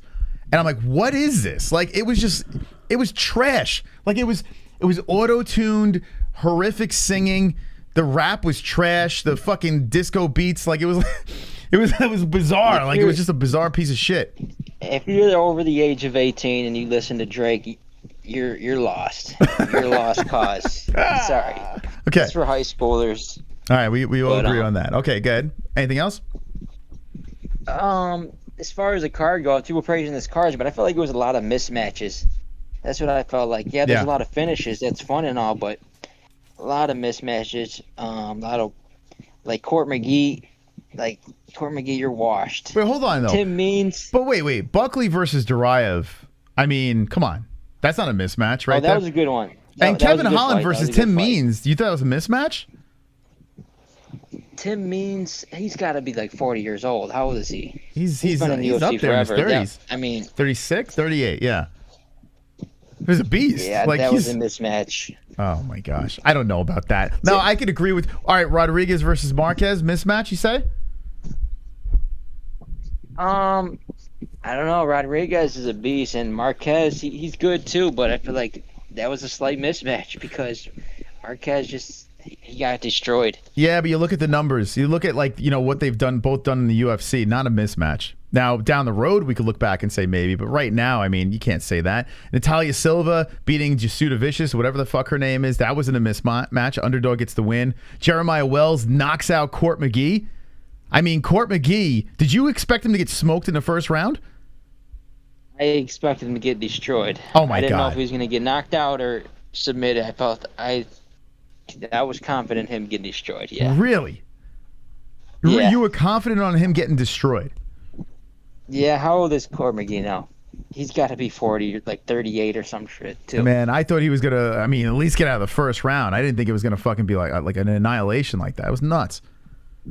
Nuts, man. The Maria Oliveira fight. What about the chick fight? Another chick fight over there. Underdog gets the win. Oliveira with the big ass. Didn't watch it. Come on, Kevin. Get out of here, Kevin. You didn't watch. Get out of here. Now, there were mismatches on the card, but not the whole card. Come on. Come on, this fucking guy. What about the fucking first fight on the damn card? Now, the Cody Stamann mismatch, yes. Duran Wynn versus Phil Hawes, yes, mismatch. The Leeds versus Daukaus. The Leeds fucking mauled Daukaus. Daukaus was a minus 255 favorite. Minus 255. Mismatch. If you're seeing all the favorites smoke the fucking underdogs, I get it. There was a bunch of underdogs that got the dubs. Jesus Christ. Jesse, what are we going to do with Kevin? I don't know, Moss. I don't know. My God. Comic Unicorn? Hello. Hey. Sorry about the confusion there with the call. No problem. Did you listen to the new Drake album? No, I haven't, but there's friends of mine that have been listening to it, and yeah, they didn't like it. Okay. Smart for you. Got good friends. Smart people. Yeah, exactly. So what you got going on? Well, first of all, I wanted to give a big thanks to you and Jesse for the 275 stream. So I was actually in Cancun when for that card. And I was having a lot of trouble finding it because the sports bar at the hotel didn't show any of the fights, not even the prelims. And the thing is, in Mexico, they don't use ESPN Plus; they still use Fox Sports. And even then, like I tried to download Fox Sports, I couldn't get it. Long story short, I ended up finding a stream, but it wasn't the best. So I had your stream as well as the stream that was showing the fights alongside. And oh god, that main event was crazy. I couldn't sit. I was pacing the entire time. I was like, oh my god. Such a good fight, right? Thank y'all so much. Oh god, unbelievable. I wanted Yuri to win, and I didn't think he was gonna win it in that sort of fashion. JJ says Cancun, baby, lots of pussy there. Did you get lots of pussy in Cancun? No. I mean, don't get me wrong. I mean, there were a lot of beautiful women. Yeah. When it comes to women, I'm down with any sort of, doesn't matter if they're white, black, Asian, but when it comes to Hispanic women, I don't know, there's just something about them. What they smell? Like what's wrong with them? No, I think he means in a good way. Oh, in a good way? No, in a good good way. I think you meant something about them, like they disgust you. Okay, so good. Okay. Wait, what? No. Hispanic women are fantastic. There's lots of beautiful Hispanic women. Yeah. Their the shape of their shape of their bodies, the way they talk. How old are you again? Wait, how old are you? I'm 20. Oh, I'm 22. Oh, okay. Jesus, I was getting worried here. The way you were talking, I thought you were like 12. So you're 22. Okay. So who'd you go to Cancun with? The family or with your friends? I was with my family. Oh, okay. So it's tough to get pussy. It's tough to bring pussy back with your dad in the room, right? Your mom. Yeah, that would be difficult. You need to do a trip with just the boys, and then you can do something like that. Oh, hey, I've thought about that for sure. One day, maybe in 2-3 years, maybe 4 years, just go with the boys, like That's You going got to be a different story. You got to do it, yeah. Story. 100%. You got to go to Vegas. You got to go to Cancun with the boys. 100%. The boys, hanging with the boys, baby. Yes, hanging with the boys. What was I going to say? Okay, so yeah, thank you all so much for that. Also, 135 is sizzling right now. We saw Adrian Yanez, man, who just looks better and better each time, and representing Houston well. Oh man, I love watching him fight. Such beautiful boxing. Yeah, he's good. He's fun. He really is good. Now, Kevin's saying that he was fighting a mismatched fight. Yes, I think this fight was tailor-made for him to get a win in front of his home crowd. I don't disagree with Kevin on that. But I think this was a signature win because he got the finish, home crowd, makes a statement, gets on the mic, sounds good. I think this is where he catapults. I think this is where his social media really explodes. People are on the Yanez train. He's got old Brazil behind him. The UFC did something for Adrian Yanez, and he took it. He ran with it. This is a signature win for Adrian.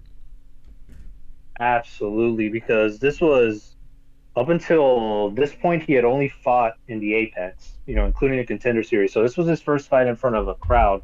And to make it even better, I mean, it was in Texas. He's from Houston. And, he wasn't fazed by the pressure at all. He handled business just like he was supposed to because, yeah, I do agree. I thought Tony Kelley, in terms of a caliber of opponent, I thought he was a step back from Davey Grant. But still, he took care of business, and he did it in emphatic fashion. And, of course, flipped the bird to Kelley. Oh, that was amazing. Yeah, it was good, man. That moment right there, the picture that's all over the internet where him just saying, "Fook off." Yeah, it was pretty cool. Yes, sir. And, I mean, there's a lot more fights that are going to happen there. We've got, potentially Aljo versus TJ. I'm not sure what's going to happen there. Aljamain, wants more money. So that might be the fight that happens. It might not be. Aldo versus Merab. I wish Aldo would have gotten the title shot, but that is a really good fight. And I do believe, it's a tough fight for both. I do believe Aldo can win, especially because it's 3 rounds. But that's a good fight. Then you got Cheeto and Dom, and then O'Malley and Pedro. Tell me, what are your thoughts? Who do you think of those 4 fights? What are your early predictions? Okay, here we go. Pedro versus O'Malley. I said it before. I am leaning towards Sean O'Malley. Let's ask Jessie. We didn't get her opinion. O'Malley, Pedro Munoz.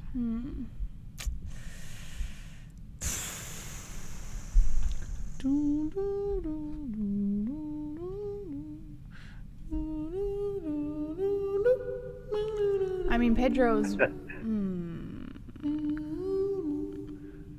Pedro is tough. He does have that. Never been finished in his career. Shit, man. I think I'm going to go with Munoz. Whoa. Oh, shit. You're going with Pedro. Okay. She's voting for Pedro. Yeah, I think I'm going to go Munoz on this one. All right. Okay, now, yeah, there are certain things that he can do to win. Pedro does have really powerful leg kicks, and O'Malley has been hurt.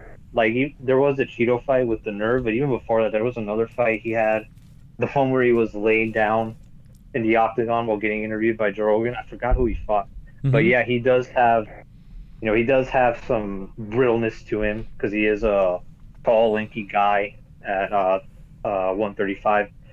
But I think Sean can. I think Sean can win that fight. Okay, we're split. Jesse thinks Pedro Munoz. I think Sean as well. But a fun fight. Really good matchup between Pedro's 10, Sean's 13. Like I said before, if Pedro beats Sean, he stops. I know Sean's under him, but when you stop a hype train, it does nothing but do good things for you, and that puts Pedro right in the right direction again. So Pedro needs to make a statement here against Sean O'Malley to shut everyone up about the Sugar Show. But there might be too much pressure for him. Sean's got nothing to lose, man. Sean's just kind of chilling. Even when he loses, he comes up with reasons why he's still the GOAT. So Sean's got a little less pressure on him, in my opinion. Yeah, there is a certain pressure that comes whenever you're fighting someone with a lot of hype. And even without that, I just think From a technical level, Sean's a really good boxer. He's got really good precision. He's got power.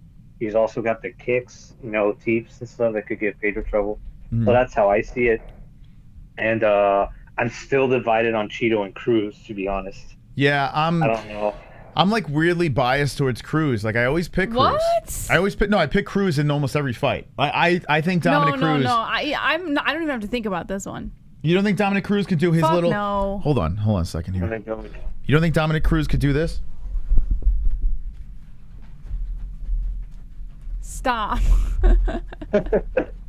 Moss.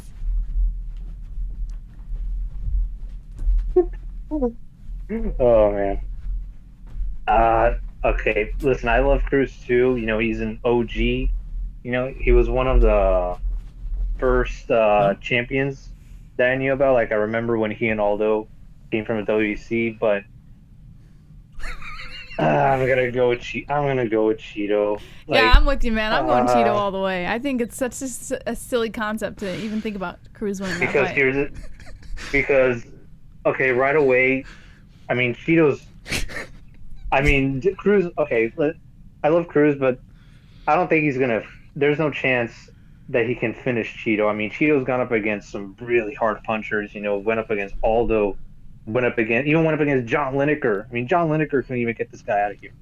So if Dom does win, it will most likely be a decision, and he's gonna have to fight a perfect fight because I feel like as the fight goes along, Cheeto's gonna get stronger.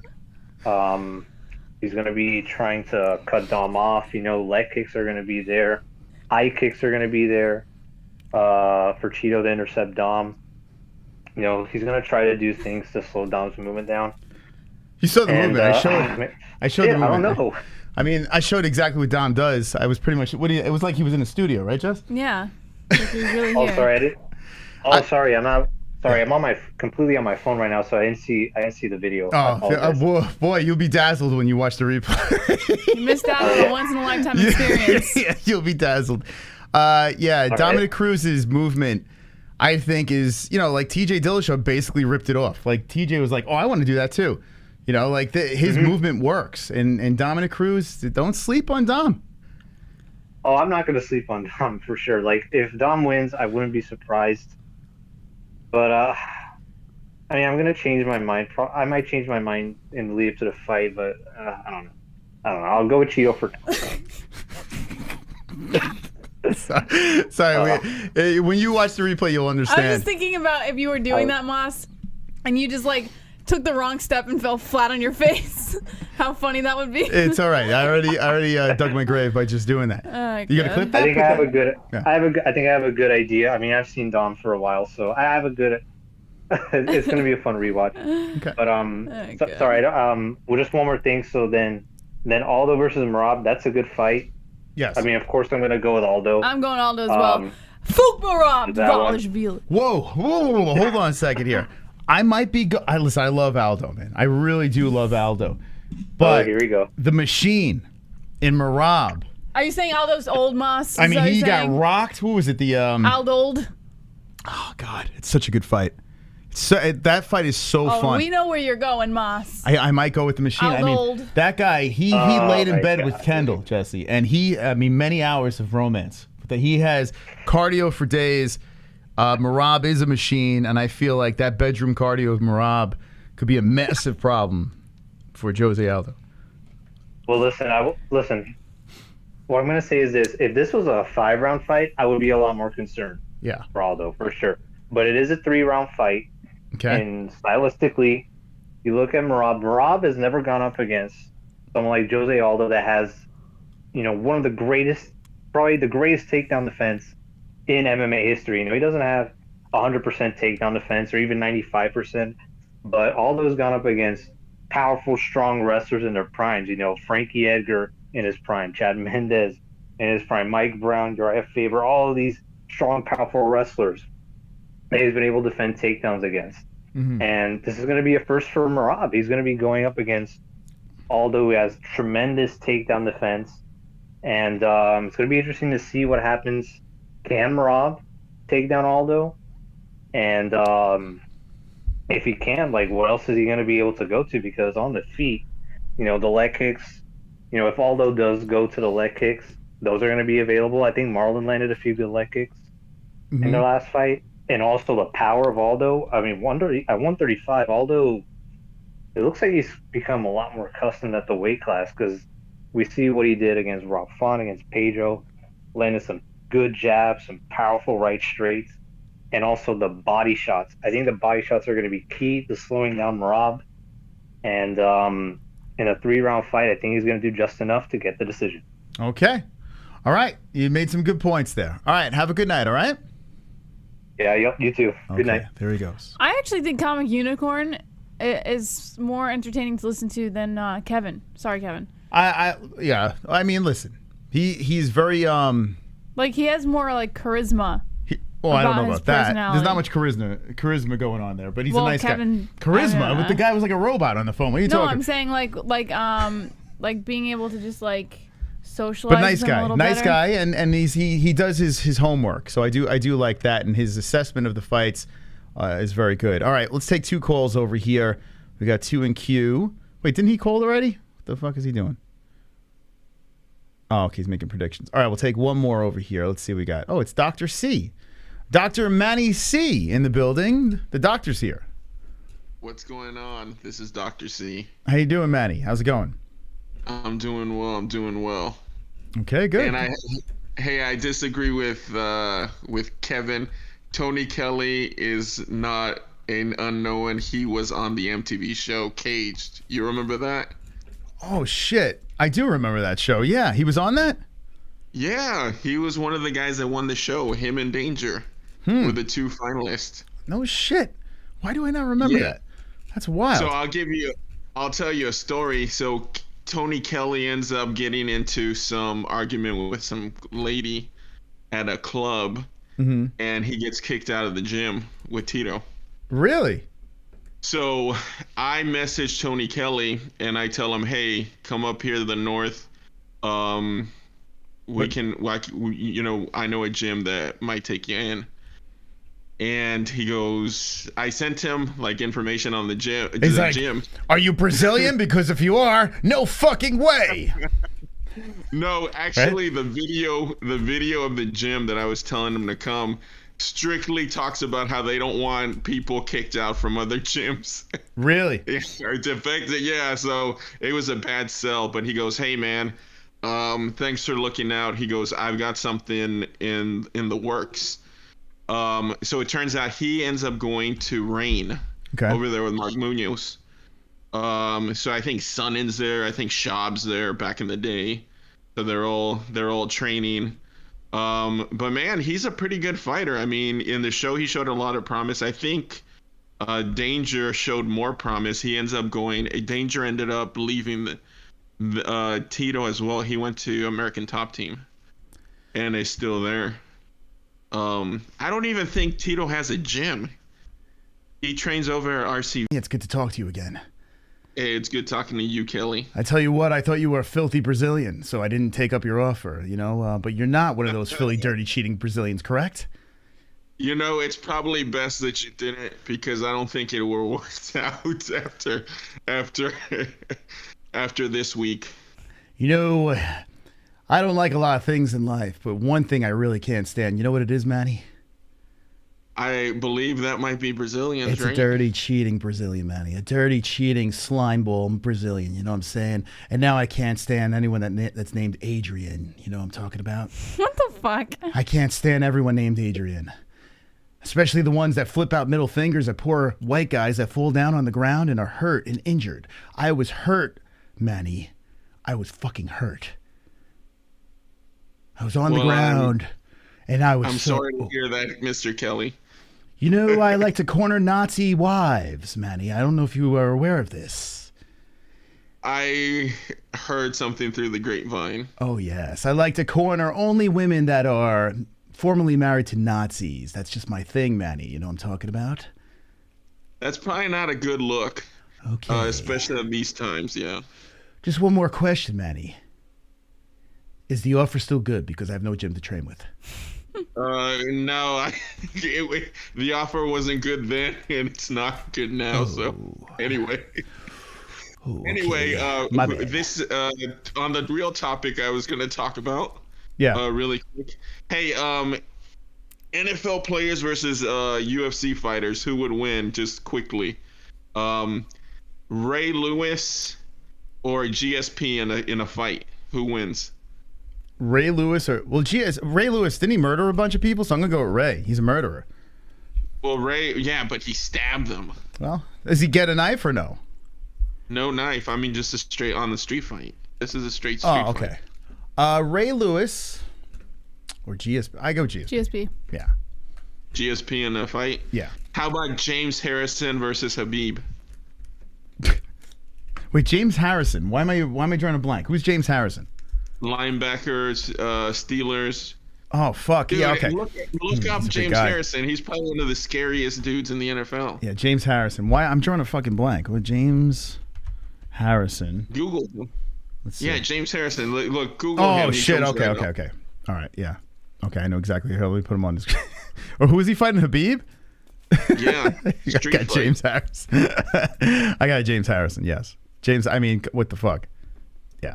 It does no Habib time. I think Habib takes him. Habib wouldn't even move up to welterweight. He wouldn't move up to 170. Like, he's afraid of 170 guys that could actually fight. Yes, but this guy's what's the size of this dude? I mean, he's like probably 245. Yeah, I mean, he would literally he would sneeze and Khabib would fly across the room. Yeah, but he doesn't know how to wrestle. I think Habib would be able to take him down. Nah, he would stand there like a tree while Khabib hangs from him, trying to take him down.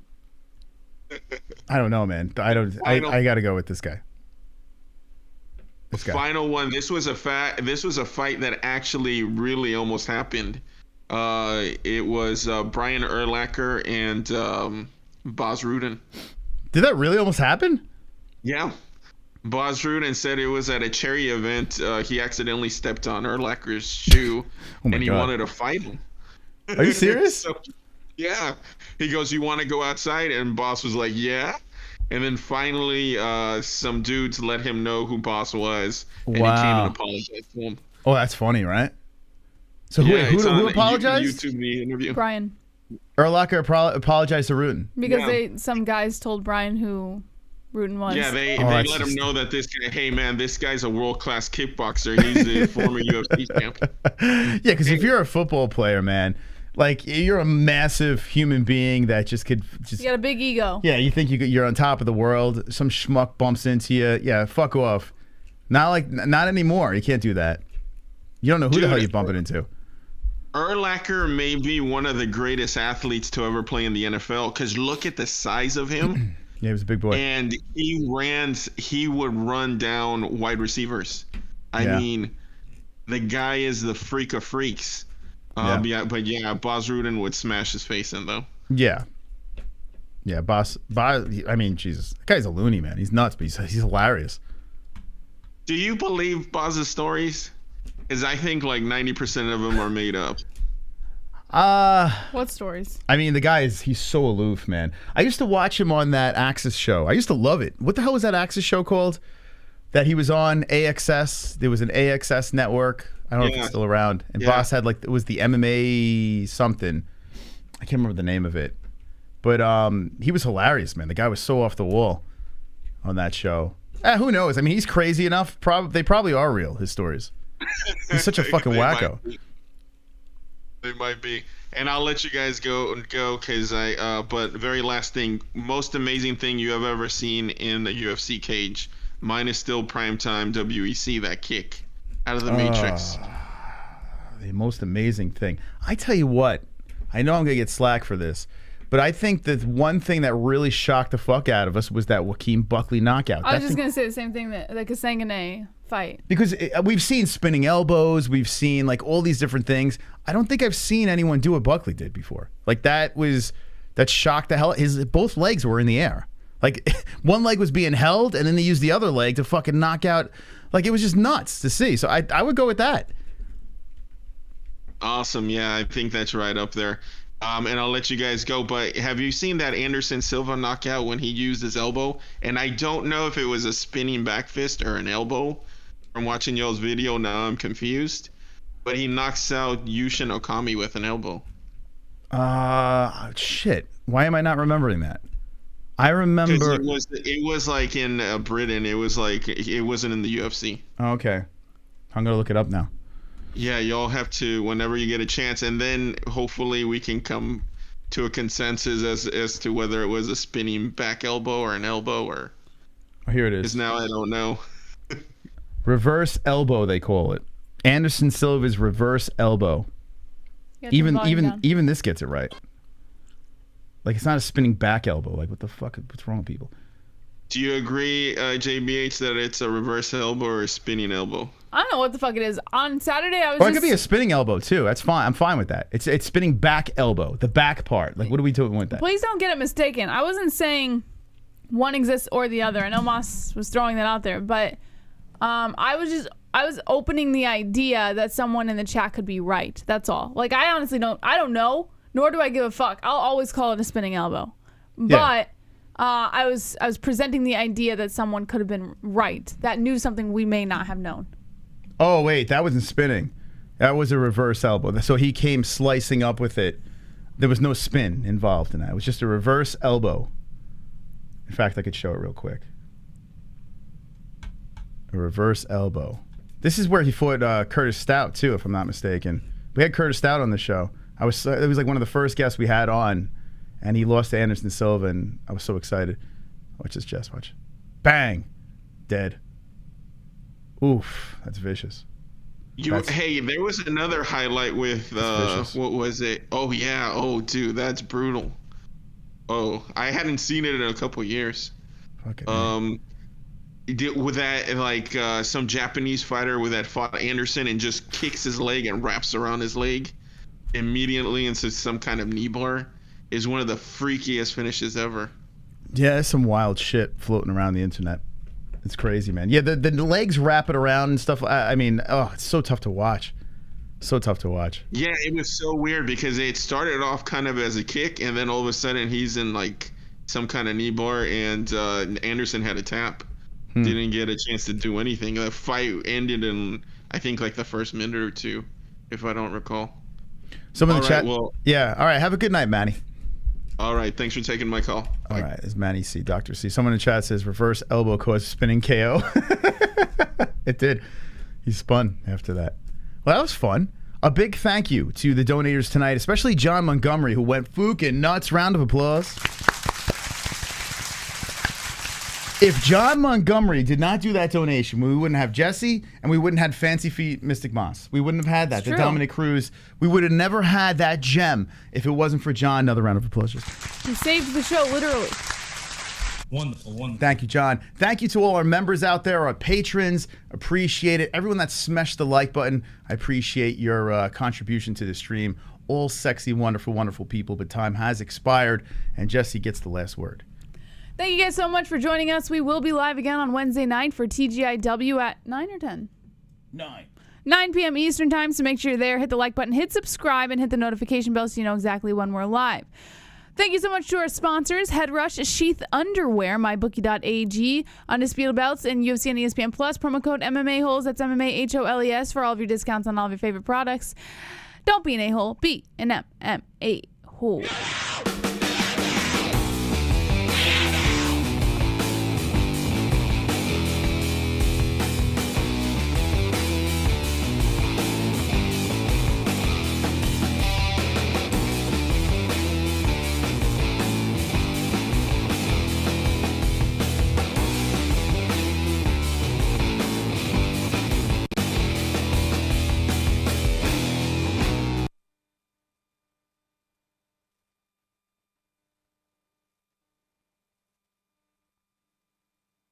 You don't think Dominic Cruz could do this? Stop. Moss. Oh, man. Okay, listen, I love Cruz too. You know, he's an OG. You know, he was one of the first champions that I knew about. Like,